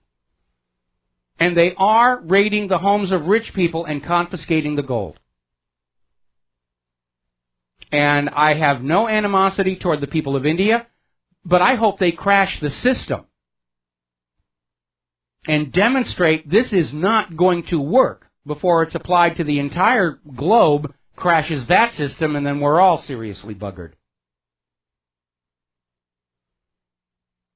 We're going to take a break here for commercials. We're coming up on the top of the hour, and the lovely Lady Claire, and we'll be right back after these words from our sponsors. Aloha, America. Welcome back to our show here. Coming up on the top of the hour, and the lovely Lady Claire. Now, out in California, State Senator Kevin DeLeon has introduced a bill, Senate Bill 54, called the California Values Act. Apparently, if you disagree with this legislation, then you're just being an immoral, racist sphincter. And it explicitly prohibits state and local law enforcement agencies from investigating, detaining, detecting, reporting, or arresting people for immigration enforcement purposes. Moreover, the bill would force public schools, hospitals, and courthouses to establish safe zones that limit immigration enforcement on their premises. Now then, let us turn to the Federal Immigration and Nationality Act, Section 8, U.S. Code 1324, where it says any person who encourages or induces an alien to reside in the country is in violation of the law. For each individual alien involved, you can be fined and imprisoned for not more than 5 years or both. So when you're looking at the total illegal immigrant population of California and you multiply that times 5, this state senator could go away for the rest of his life and change. And it basically goes on to basically say that anybody, a person including a group of persons, business, organization, or local government commits a federal felony when they assist an alien they should reasonably know is illegal in the U.S. by transporting, sheltering, or assisting them to obtain employment. In other words, all of these people running all of these sanctuary cities are all now felons. And in many of these states, there are laws saying felons cannot hold office. All right, let's take a quick phone call before the top of the hour. Sherry in Texas, aloha. Welcome to the show. What's on your mind?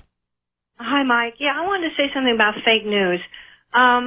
Before our news was called fake news, our news, I think that some thought went into what they were going to call it, because I think fake news instead of false news was used maybe because we have conspired to make it untrue. You know, there's a conspiracy. Okay, well, you're throwing around the collectives like we and our news, and I'm not sure whether you're talking about the independent media, the corporate media. So you need to clarify that so that we're not confused what you're talking about.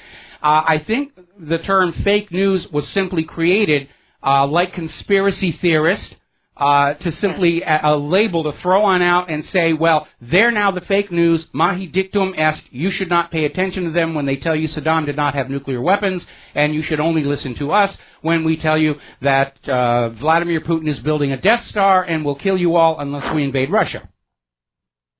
Right. That's right. And I think it smacks of conspiracy, like, you know, and they're attributing that to us. Now, I'm not looking to change that, but I have no problem accusing them, the corporate media, of spreading false news as opposed to true news. Well, that's what, where we're certainly doing that. I mean, my website and dozens of others, we're putting up these catalog lists of all of these lies the corporate media has put out. And, you know, it's a huge amount. And that is the that's the uphill battle they're fighting. Anyway, Sherry, got to let you go. Got to do station identification. And we'll be right back. And aloha, America. Welcome back to our show, hour number 3. And for those of you watching on BAM User TV, this gorgeous creature sitting behind me is the lovely Lady Claire, who joins us on Fridays with her unique perspective on the world. And what is the first thing you want to share with us? Well, Mike, I know that you talked to our audience about the teacher who went off on the rant about the election of Donald Trump as being an act of terrorism. It gets worse. Apparently, the kid who filmed this with his camera phone is now being threatened with legal action and expulsion. Oh, you don't expose the liberals. He's now part of the fake news. He's a Russian agent. He's a Russian agent. Take him out and have him shot. And what he said, and he was quoted as saying, this isn't education, this is propaganda. Now, because both of us are very strongly First Amendment people, I have no problem whatsoever with this lady sharing her opinion, no matter how unglued it may be from reality. Well, let's look at the context. I have no problem with this professor saying that the election was an act of terror on her own time as a private citizen. No, but she was in class. Okay? Now, when I taught at the University of Hawaii, I never brought politics into the classroom. I was there to teach computer animation, and that's all we ever talked about. That's what I was being paid to do. Okay? Now, maybe if this lady is being paid to propagandize the children against Donald Trump, that's another whole scandal right there. Okay? We all have a right to our opinions, but only in a public space or the privacy of our own home. When you are at your workplace, when you're at school, you're supposed to be doing the job you're paid to do, and I seriously don't think the administrators of this school are going to stand up and say, yes, we were paying her to teach the students that the election of 2016 was an act of terror. And I hope if, in fact, the school does attempt to withdraw this student, that he finds the best First Amendment pro bono attorney in this country and just kind of will not let that stand, because this to me was an abuse of her power in the extreme. Well, it was very inappropriate for her to bring her politics into the classroom, and I would encourage this student to contact Judicial Watch, who may not have standing to operate in California, but certainly would know somebody in California who would take that on. In fact, I have a name that just occurred to me. Yes, if I we know could that get in name. touch with this guy, I'm going to connect them up. Okay, all right. I think that would be very good. I think that would be a really good thing to do. And very interestingly, I want to bop over to the U.S. military. Apparently, the U.S. Navy is refusing Pentagon orders to budget cuts for spending cuts. And Congress has passed the 2017 military spending bill. However, the Navy says that they are not going to do any cuts whatsoever. Ray Mabus. What are they going to do? Sail a battleship up the Potomac and train the guns on the Congress and say, give us the money? Yeah, and he says these cuts are intolerable. And I think that what President-elect Trump has to do is to crack down on fraud with weapons, ships, and fighter jets which do not perform as they're supposed to. Remember the littoral ships, which were supposed to be the crown, and they're breaking down left, right, upside down, and backwards. Zumwalt broke down here, the F-35, the Gerald Ford. I mean, it really has become a joke. But I think Trump, and in fact, indeed, the entire Congress when you're seeing the Navy stand up and say, no, you will give us the money we tell you to give. It does feel like the entire government is starting to fracture and fragment the way the Soviet Union did. Yeah. Now, what I would suggest to President-elect Trump is that in all of these contracts for weapons systems, planes, ships, weaponry of any kind, there should be a rider that if these items fail, the contractor will fix it at their own expense. No, they never get that. They should. I mean, the entire military procurement system is completely corrupt. And Eisenhower did try and warn us about the dangers of allowing this huge military-industrial complex to continue after the conclusion of World War II, because it would acquire so much money and so much political influence that they would basically write the laws for themselves. And we're seeing it in this declaration by the U.S. Navy that they are going to defy the will of Congress and sit there and demand more money. Oh, okay. Yes, I'm sorry, I was swallowing. And the other thing I was thinking about, and I think this would definitely have an effect, is that if systems fail, the heads of corporations and the boards of those corporations do hard jail time. Well, unfortunately, corporate law says that the corporate executives are shielded from any kind of a downturn from accident, market fortunes, and so forth. The only time you can jail them is if you are able to prove criminal intent and wrongdoing. But in this day and age, especially looking at Wall Street, even with these bankers being hauled into court for criminal wrongdoing, they're never sent to jail. They just get more taxpayer money to go back to doing what they're doing. We're going to take a second here to do a shout-out to our on-air affiliates who are just now rejoining our network. We're in hour number 3, and the lovely Lady Claire is with us once again. We're talking about Pentagon waste, and we're talking about how the U.S. Navy is literally saying they refuse to accept the budget cuts in the current defense appropriations bill, which raises this ludicrous image of the Navy sailing a warship up the Potomac and, holding up Congress, saying, give us the money that we want. Yeah, it's getting really strange out there. And the Pentagon did something I thought was rather interesting this last week. Absolutely no evidence, but the Pentagon tried to convince Turkey that Iran had killed their troops in an attack in late November. Now, ISIS was quick to take credit for the bombing, so it wasn't clear why Turkey needed a solid week to concede that their initial claim of the airstrike was wrong. The Pentagon, however, is trying to sell Turkey on the idea that everyone is wrong, and Iran attacked them for no apparent reason. And there were unnamed Pentagon officials who were sourced in the Turkish press, and they offered no reason for Iranian involvement, but noted that the site of the attack, which was apparently an ISIS suicide attack, was close to some places where Shiite militias are located. And since Iran is a Shiite state, it might have been Iran.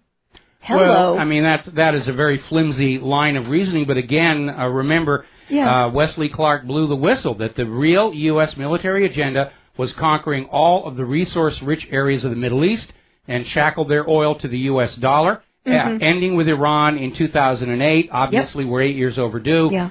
We're on the verge of losing Syria. Afghanistan and Iraq are quagmires. Yemen and Libya are turning into quagmires. And they're still out there holding out. We're going to get into Iran. We're going to go and war is beautiful. War is great. War is fun. And what really concerns me is apparently in the 21st century, the American Pentagon has become a fact-challenged, conspiratorial false narrator, attempting to anger Turkey against Iran when there's no shred of evidence to support the claims. And if American Pentagon officials were talked to, I want them named. I want them on the record. Oh, you never get the names. I want the names. One of the hallmarks of the corporate media, the so-called real news, the rotten, egotistical, arrogant liars, is it's always an anonymous, unnamed source. But it was a government source, therefore you should believe them. Actually, no. If they're a government source, we should assume that they're lying to us again. And this Pentagon piece of propaganda, maybe in response to the clear signs that Turkey is pivoting away from Europe and the United States and NATO, and it is, in fact, moving closer to Russia, China, and Iran. Which would make sense for it, absolutely. Yes. Absolutely. Speaking of Iran, there was an event this last week that needs to be noticed. There was a meeting of the cabal united against a nuclear Iran, UANI, I guess is the acronym, and packed with a bunch of people who are war hawks and neocons. And the event was headlined by none other than Representative Ileana Ros-Lehtinen, Republican Floridan, from Florida. And Joe Lieberman saw calls to restore coercion against Iran, with several figures advocating that the U.S. not accept the limits of sanctions alone by sinking Iranian naval vessels in the Persian Gulf. What they're basically talking about is, we don't care if Iran is keeping all of its P5+1 commitments. We want a war with Iran. We've worked for it. We deserve it, and nobody's going to stop us. And yeah, when they're out there talking about just arbitrarily, without provocation, attacking the warships of another nation, that is basically an undeclared war and a war crime. But I made this observation back on Election Day when Trump won, and I said those elements within our government and economy that are dependent on war are going to try and start one before Trump can take office and pull the plug on it. Where that may fail, of course, is that Donald Trump, being from the world of business, is probably a little less concerned with his place in history than career politicians who go to sleep every night dreaming of their face on postage stamps and currency and statues being built to them so that all the pigeons of the world may rejoice. Trump does have an ego. We've seen that in the architecture of his hotels and everything. But Trump, I think, could go into that Oval Office, pick up the phone, call Russia and China and everybody else and say, this is nonsense. This is really stupid. Let's find a way to call this all off and pull the plug here. And Trump has to understand, if he's got good advice coming from the military, he has to understand the U.S. can't win these wars. And the big problem is that the primary driving force behind the war agenda are the banks, because they make more money off of the debt created by war than anything else. And the longer the war goes on, the more money they make. And because they make money off of both sides, they don't care which side wins or loses. That's the real crime of it. They're making money off of both sides. They don't care if the United States is destroyed in a war with Russia and China, because the money is still going to pour on in from all the debt slaves. And I do have another observation and another angle on this. Israel has been long demanding some kind of U.S. attack against Iran, even to the point of threatening to do it themselves, which will probably inevitably lead to war against both Iran and Russia. And apparently there was an article last August, Israeli speculation over Iran strike reaches fever pitch.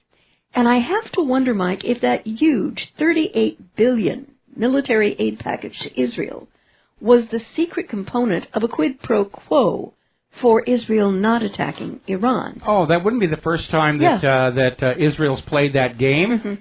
We've seen it over and over throughout the years. We're going to attack Iran. No, don't attack Iran. Here's some money. All right, we're going to attack Iran. Here's some more money. Don't attack Iran. We're going to attack Iran. No, here's some more money. And it's just a pattern. Yeah, it's a pattern. It's a repeating pattern. We've seen it time and time again. And the Israeli firsters are not giving up on this. And this call to restore coercion against Iran, from my perspective, is nothing less than total and complete insanity. I am sorry, but these folks have collectively lost their reality licenses to be advocating such reckless U.S. military actions, and they need to be gently housed in soft, locked facilities. With Play-Doh. With Play-Doh to deal with their... and soft toys preventing any choking hazards.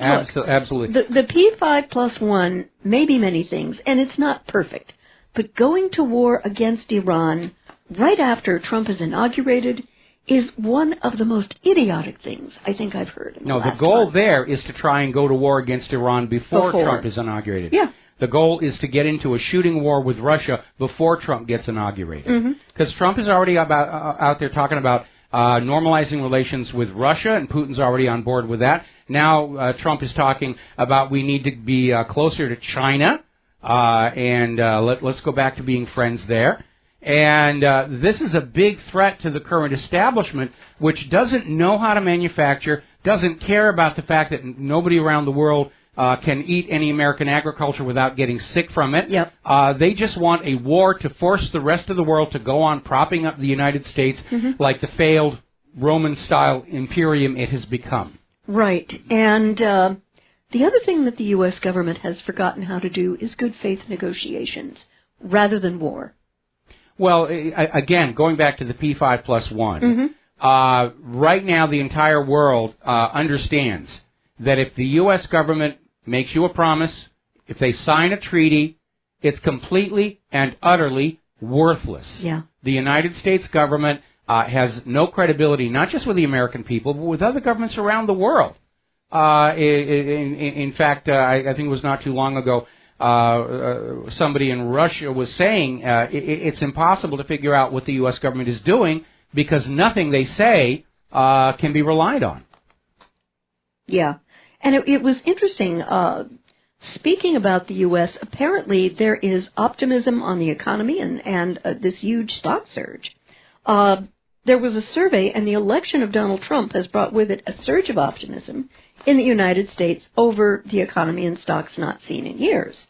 And there was a percentage of Americans who believe the economy will get better next year, and it's jumped an unprecedented 17 points to 42%, which is, I think very significant. Well, it's good that they're more optimistic, but the problem with the soaring stock market is the stock market all by itself doesn't mean the economy is getting any better. We still have 95 million legal American citizens willing and able to work that have not been able to find jobs for years. The economy has to be picked up as a whole, not just instant money from the Federal Reserve poured into Wall Street to run those numbers up and make them look good, because we're seeing the stock market itself is now becoming another bubble, waiting for a needle to come in and burst it.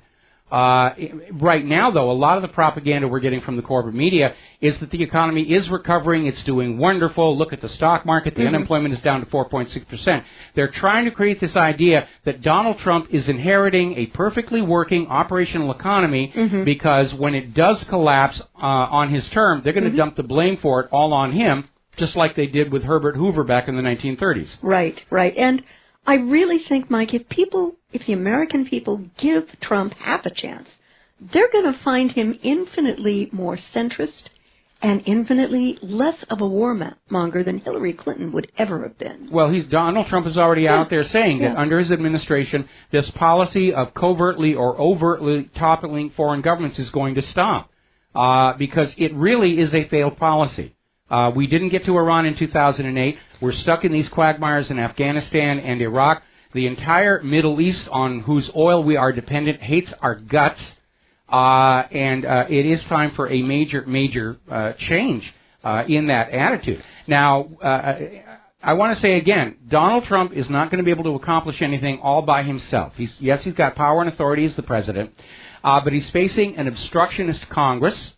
And we didn't get rid of enough of those old incumbents, the Israel Firsters and whatnot, which proves election fraud is not confined to the presidential election. Right. Donald Trump is going to office with the corporate media in a very adversarial position. And if Trump is going to succeed in accomplishing anything useful in this country, it's going to be only if we, the American people, are behind him and supporting him. And when Donald Trump says this must change, 300 million Americans need to stand up and say, yes, we agree. Change this the way Trump says. I agree, absolutely. And I think the Democrats are going to do everything that they can to absolutely stymie and stop his first 100 days. They've announced it. They're going to drag out the confirmation proceedings. The Democrats are already saying whatever Trump is for, we're automatically against. They're not even going to consider the merits of the law. And again, they're all behaving like a bunch of spoiled children. They're thinking about ego and payback and gotchas. And what is good for the nation as a whole doesn't even occur to them anymore. Whether they're just so focused on whoever their masters are and their supporters are, or slavery to Israel, or maybe they're all just taking way too many prescription antidepressants, but they're not really thinking in terms of any other interests than their own immediate ones, and that is certainly a tremendous, tremendous danger. And with this idea of standing shoulder to shoulder, Donald Trump, I'm thinking of reviving a website I started many, many years ago called Vine.org. And Vine was sort of a play on the idea of a grassroots movement, and it stood for Voting is Not Enough. And the whole point was to say our involvement in the political process does not end on Election Day. Got to take a break for commercials. We'll be right back. And aloha, America. Welcome back to the show. And Claire, what is your next story? Well, it's a very sad day of remembrance as we remember the very courageous journalist, Gary Webb, who did something that was absolutely amazing. He died under some very mysterious circumstances. Amid the mainstream media's current self-righteous frenzy against fake news, it is worth recalling how the big newspapers destroyed Gary Webb, an honest journalist who exposed some very hard truths about Reagan's administration's collaboration with Nicaraguan Contra cocaine traffickers. Webb's reward for reviving that important scandal in 1996 and getting the CIA's Inspector General to issue what amounted to an institutional confession in 98 was to have the New York Times, the Washington Post, and LA Times lobby for and essentially get his banishment from journalism. Now, you need to understand this whole Contra cocaine situation is the wellspring from which the Bush-Clinton narcocracy duopoly sprang. Yeah. And it began in the mid-1980s when the CIA was running what was called Operation Screwworm to smuggle guns down to Nicaragua to arm the Contras.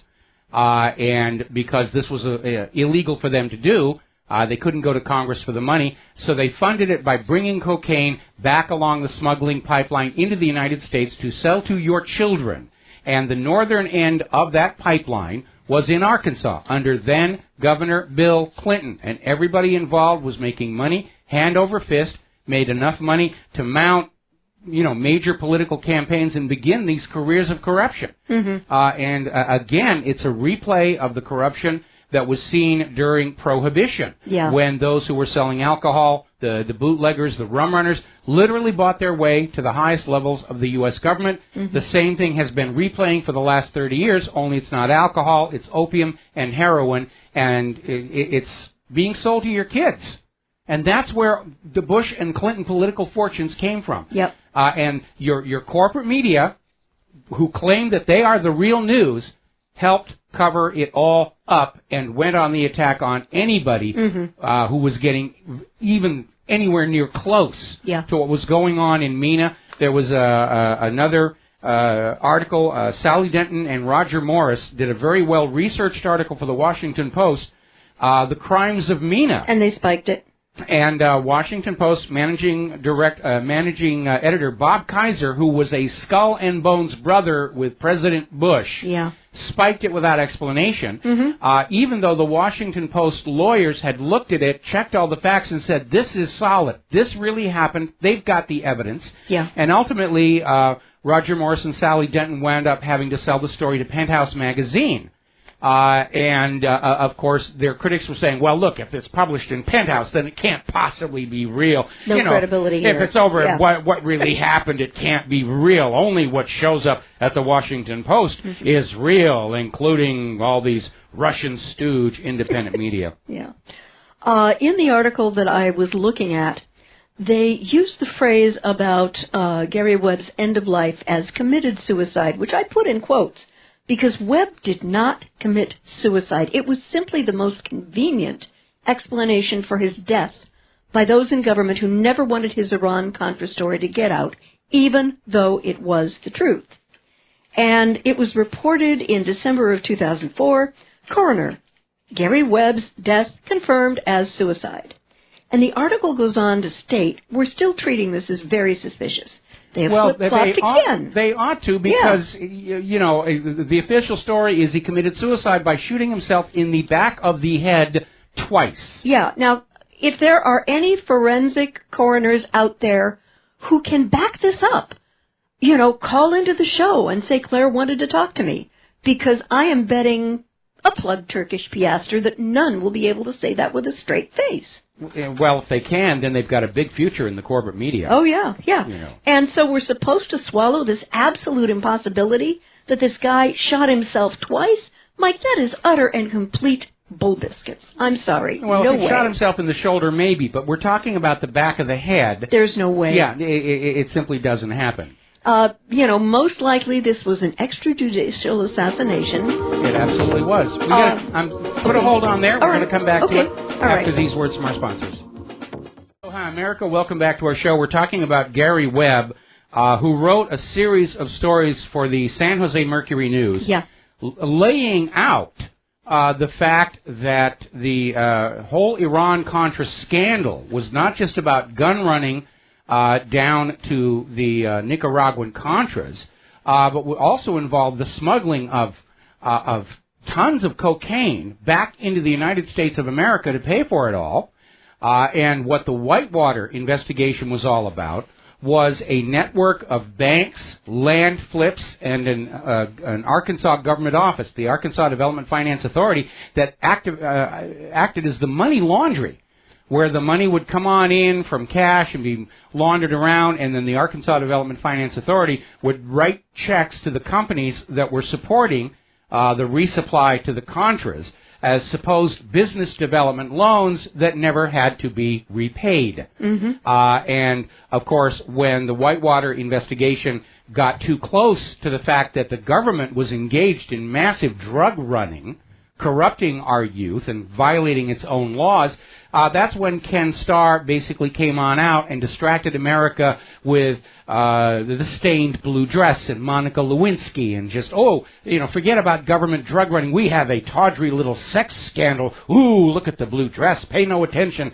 to all the cocaine pouring into our streets. Misdirection, like they do in misdirection. magic. Yeah. And it's important to understand Kenneth Starr got that job because he'd been early in his career, he'd been the assistant to Ronald Reagan's Attorney General, William French Smith, who was the Attorney General who changed the rules to allow the Central Intelligence Agency to be involved with drug smugglers without being required to report it to the Drug Enforcement Administration. This, of course, was the CIA's license to smuggle, and they took full advantage of it. Oh, yeah, they absolutely And that's did. what Gary Webb uncovered, for which he was killed. And the corporate media, which today insists they're the real news, and covered it all up. Oh, it's a suicide. Yes, he shot himself in the back of the head twice. That's a suicide. If you question that, then obviously you're a Russian stooge, and you're trading sloppy wet kisses with Vladimir Putin. Thank you, no. I'd like to bop over to... I'd play chess with him. He'd probably clean my clock, but I'd love a chess game with him. Oh, that would be remarkable to watch. There was an article in The Guardian, and it talked about Chinese factories making some of this year's allegedly must-have Christmas toys. That include the one that spies on your kids and sends what they say to a defense contractor? But apparently Barbie, Thomas the Tank, and Hot Wheels are made by staff that are working like 11, 12 hours a day, 6 days a week, lousy accommodations, lousy situations. And no pay. And, almost... It sounds like WhatReallyHappened.com. Did we move to China?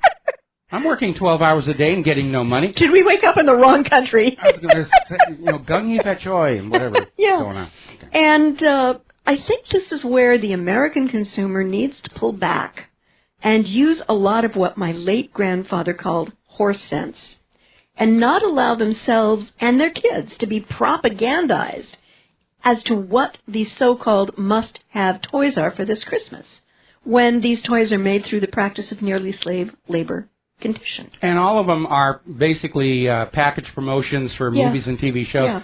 Yeah. We were down at the local Toys R Us doing some shopping, and we needed to pick up a couple of Christmas tree ornaments for the tree at Claire's church and whatnot. Everybody put pictures in an ornament. And they had a rack of Christmas ornaments.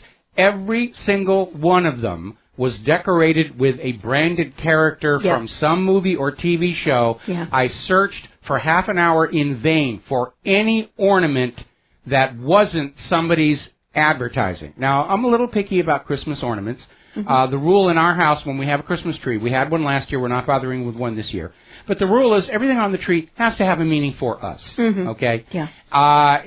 You know, I do like those Hallmark ornaments. They're really very, very lovely, but after a while you start realizing, what does this have to do with Christmas? And so we sort of pulled back on that. And it was very frustrating to literally not being given the choice of a Christmas ornament that was a Christmas ornament without somebody's advertising plastered all over. Yeah. And the issue of propagandizing American families about toys is very clear. Buy the toy, use the product, and you will be happy, as though acquisition and conspicuous consumption is the drug that will get you there. But the problem with this drug, Michael, is it always wears off, leaving you and the kids hungry for another fix. And let's be honest, this is hardly new, and in the early days of computer animation, I spent a lot of time with the ad industry because in the early days of computer animation, only TV commercials had the kind of money it took to pay for it. The dollar per second of runtime of CGI was very expensive. Most people don't realize a lot of money is spent on those commercials. In fact, the budget for a commercial can often be larger than the budget for the entire 30-minute situation comedy around it, because it's that commercial that is the whole point of network TV. And the whole mindset is that you will not value your fellow human being or yourself for your intelligence, your compassion, your education, or your altruism. You will value your fellow human being and yourself, that you're wearing this year's colors, that you've got this year's clever little gadget, that you're pouring this year's scent all over your body, that you've got the current hairstyle. Yep. And this is deliberately brainwashed not just into children, but into everybody, because that generates more money for the fashion and cosmetics industries. Yeah. And I remember seeing people, in fact, even dating a woman who literally could not walk out the door without spending half an hour putting all this paint and everything all over her face. And to me, this is exactly the same message as you have in the Middle East, where they wear a veil, that your naked, unadorned face is something shameful not to be shown in public. But of course, here in the enlightened West, if you're doing it with cosmetics that wash off and get thrown down the sink at the end of the day, it generates more profit. Right. Because a veil can be used day after day after day after day after day. That's why they're primitive. They haven't successfully commoditized that mindset. My personal view is that everybody is beautiful the way the universe made them. And in point of fact, ladies, I got to share something with you. The more of the paint that you put on your face, the more it will emphasize the wrinkles and imperfections, because you lose the natural translucency of your skin. Now, because I am married to Claire, and I'm not interested in dating any other women, I'm not going to be after your body, I'm not even after your money, I'm going to tell you, you actually look a lot better without all that paint. Okay? And that's just the way I am, which is why I'll never be in the corporate media, because if I'm not out there saying, you're not what you should be, but you can be if you pour this bottle all over your body. Right, right. And also, if you're looking for maybe alternatives to these products that are made under almost slave labor conditions, if you Google American handmade dolls, you'll be very surprised about what you find. And I think parents need to educate children, especially at Christmas time, about the idea that it's about giving more than it is taking. Share with them good habits, like taking them with when you donate to a local food bank or another charity with which you have a very strong resonance. Because kids who learn to care about others early and how important it is grow up to be adults who understand how to care about each other and act accordingly. Okay, well, you lead to a very important point we need to make. Yeah. If Donald Trump, pardon me, is going to bring the manufacturing back to America, we as American citizens have to buy those manufacturers' products. I agree. And so we're going to need to really get into this Buy American mindset and stop rewarding these importers for using virtual slave labor in other countries to make this season's fashion whiz-bang gizmo that you're going to use for 2 years, throw away because now you've got to upgrade to the next high-tech whiz-bang fashion gizmo, which is already a failing business model in this economy. But the globalists all want manufacturing here and agricultural there, so we're all dependent on the rest of the world, and that keeps us locked into the globalist system. And one of the good things that happened out of that oil price war with Russia is it forced Russia to start redeveloping its own internal resources and manufacturing and agriculture. And I think that's a good way to go. We need to bring it back here to the United States, but a critical part of that is going to be you, the American people, willing to buy those American products and support these American companies and American workers. And basically tell the big box stores, I don't want to buy anything that's made in another country, if there is an American version available. And you may be asked to pay a few more dollars for it, but if you think about how much good you're going to do for our economy and our workers and reviving America's manufacturing and independence, it's worth the price. Yeah, and I don't think that self-sufficiency is a dirty word geopolitically. It shouldn't be. It is to George Soros. You know, Russia is doing everything it can to be as self-sufficient as it can. It's growing non-GMO food, which people are buying in droves. I remember not too long ago, there was a Bizarre Foods with Andrew Zimmern where he was in St. Petersburg. And you looked at the produce, and he was sniffing the produce. And you looked at it, and it just looked right. It looked good. It looked tasty.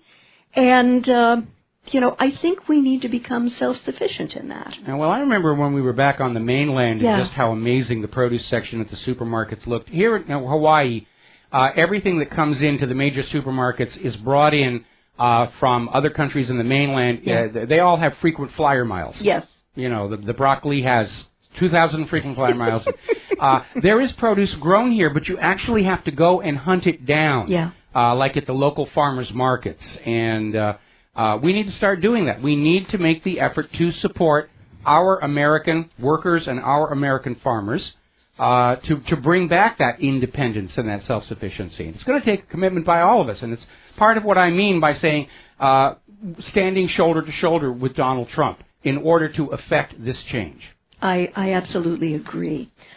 There was another article that I found in Blacklisted News that I felt is important to share with our listeners and our readers.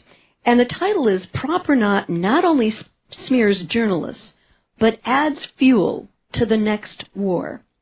And it talks about people who know a little bit about American history, know that U.S. intelligence services are not above targeting their own citizens for disinformation campaigns and perhaps employ a cadre of journalists to spread disinformation. Now, this sort of started with the Cold War under a program known as Operation Mockingbird, with which I know, Mike, you're very familiar. Yes.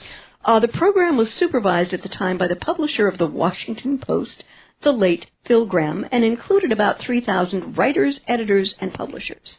The net was not just large, but pervasive through the mainstream media.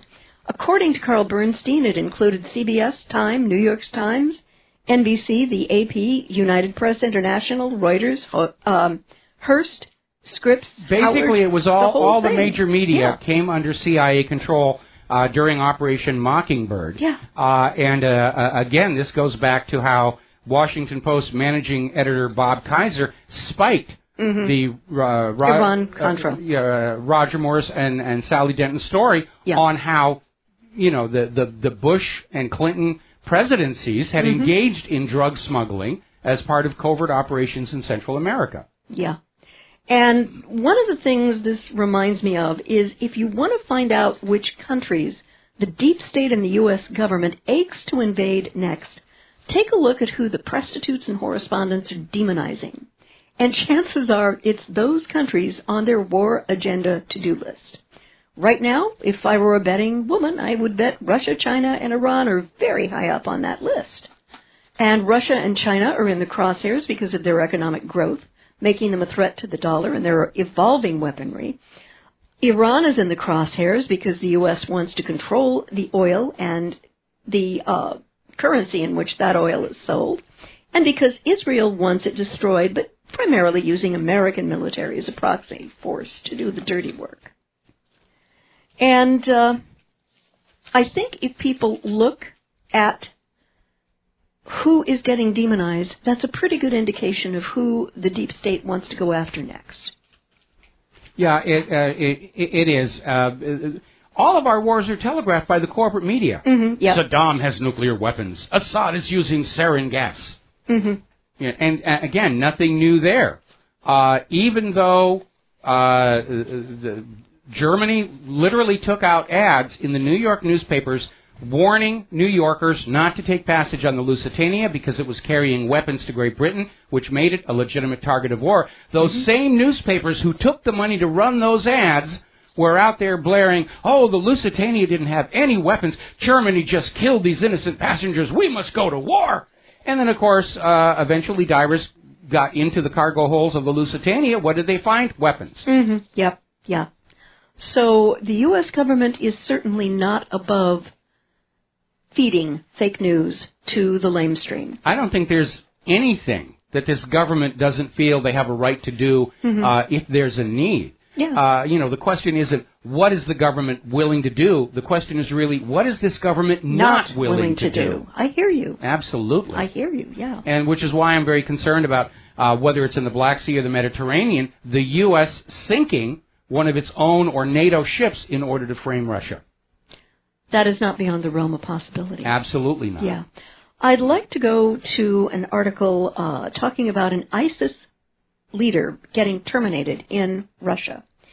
And what they did this with was interesting. It was a killer robot. Yeah, John in Barbados was telling us about that. Yeah. And it was sent to take out an ISIS emir and 4 other militants in a raid this week designed to stop terrorist attacks in the Republic of Dagestan in Russia. And there's a video showing the killer robot indicating that the mechanical shooter was maneuvered into position and received supporting fire from a special forces unit. Now, this has gone on also in the United States. I think you'll remember back a ways where there was a use of an armed robot in July of this year in Dallas to gun down an armed suspect tied to 5 fatal police shootings. But I think in both cases it offers up a question that maybe needs to be answered. And that question is, it appears that this is being used in a domestic environment for extrajudicial assassinations rather than used against a foreign foe. I'd like your feedback on this after the break. All right, we'll talk about it. And aloha, America. Welcome back to our show. Last segment of our Kaahumanu Friday program. And Claire, you said you had something you need to follow up on. I wanted your feedback on the fact that both U.S. and Russia. Everybody talks about robot warriors, and of course James Cameron, I'm sure, is out there saying, "I told you so, I told you so." The Terminator movies. Yeah. But you're right. The what happened on the border with Russia basically amounts to war. These terrorists were trying to sneak in and do bad things. The use of a robot to kill somebody suspected of a crime, and as I recall, it wasn't all that clear how much of a threat this guy represented. But we are racing, unfortunately, toward this world filled with lethal robots that are basically subject to the same kind of software errors that we see in Windows 10. Yeah. And we really ought to be concerned. It's one thing when a software error crashes the document you're working on, and quite another when a software error guns your kid down in cold blood. Yeah. And I think we ought to be sensitive to that. Before we go back to Claire here, breaking story that I need to mention. Apparently Rudy Giuliani has come on out and said that he is no longer under consideration for Secretary of State. He will not serve in Trump's White House. Basically, for all effects and purposes, Trump said, "You're fired." Yeah. Got a short story for us? Yes, I do. Apparently, it looks like the president of South Korea is going to be... He's being impeached. Is being impeached. The process is underway, and we need more of that here. And apparently, at the votes of at least 200 members of the 300-seat chamber were needed for the motion. And I am hoping that China is very gently talking to North Korea that this would be a double ungood time to uncork on South Korea militarily. I don't think North Korea is going to do anything. I mean, North Korea is responding to constant provocations, but remember the Chosin, when they claimed that North Korea had torpedoed a South Korean boat, and they dragged up the torpedo and said, see, and it wasn't the right torpedo. And it wasn't the right torpedo. Yeah. And, you know, the goal of the U.S. foreign policy is to start wars, but to make it look like it was the other side's idea. Pearl Harbor, which we just commemorated here a couple of days ago, is an excellent example. Yeah. Roosevelt spent all of 1941 provoking Japan, and then withheld the knowledge of the approaching strike fleet from General Short and Admiral Kimmel, so it made it look like it was a Japanese surprise attack when it was anything but. Everybody knew it was coming. Winston Churchill knew it was coming. And that's what they're trying to do. They want to make it look like Russia attacks first, or North Korea attacks first, or China attacks first. Or Iran attacks first. Or Iran attacks first. Yes. And that's just the way they operate. Anyway, we're coming up here on the end of the program and the weekend, and again, to all of you living in the more northerly parts of the United States of America, or for that matter, the Northern Hemisphere, don't take any chances with this really intense cold that's coming on down. Hypothermia and frostbite can be very, very serious, and stay home and bundle up. Even if you think you're used to the cold that you get where you live, you may not be used to what's coming on down. Yeah. So there's the music. We're going to get on out of here. Claire and I have got a lot of stuff to do over the next couple of days here. I don't even want to tell you about it. Remember, you are all part of the independent media. Take what you learn here, share it with everybody that you know. We are literally in a war with the corporate-owned propagandists. We will win, but it's going to be a long fight. We'll be back on Monday. Aloha, America.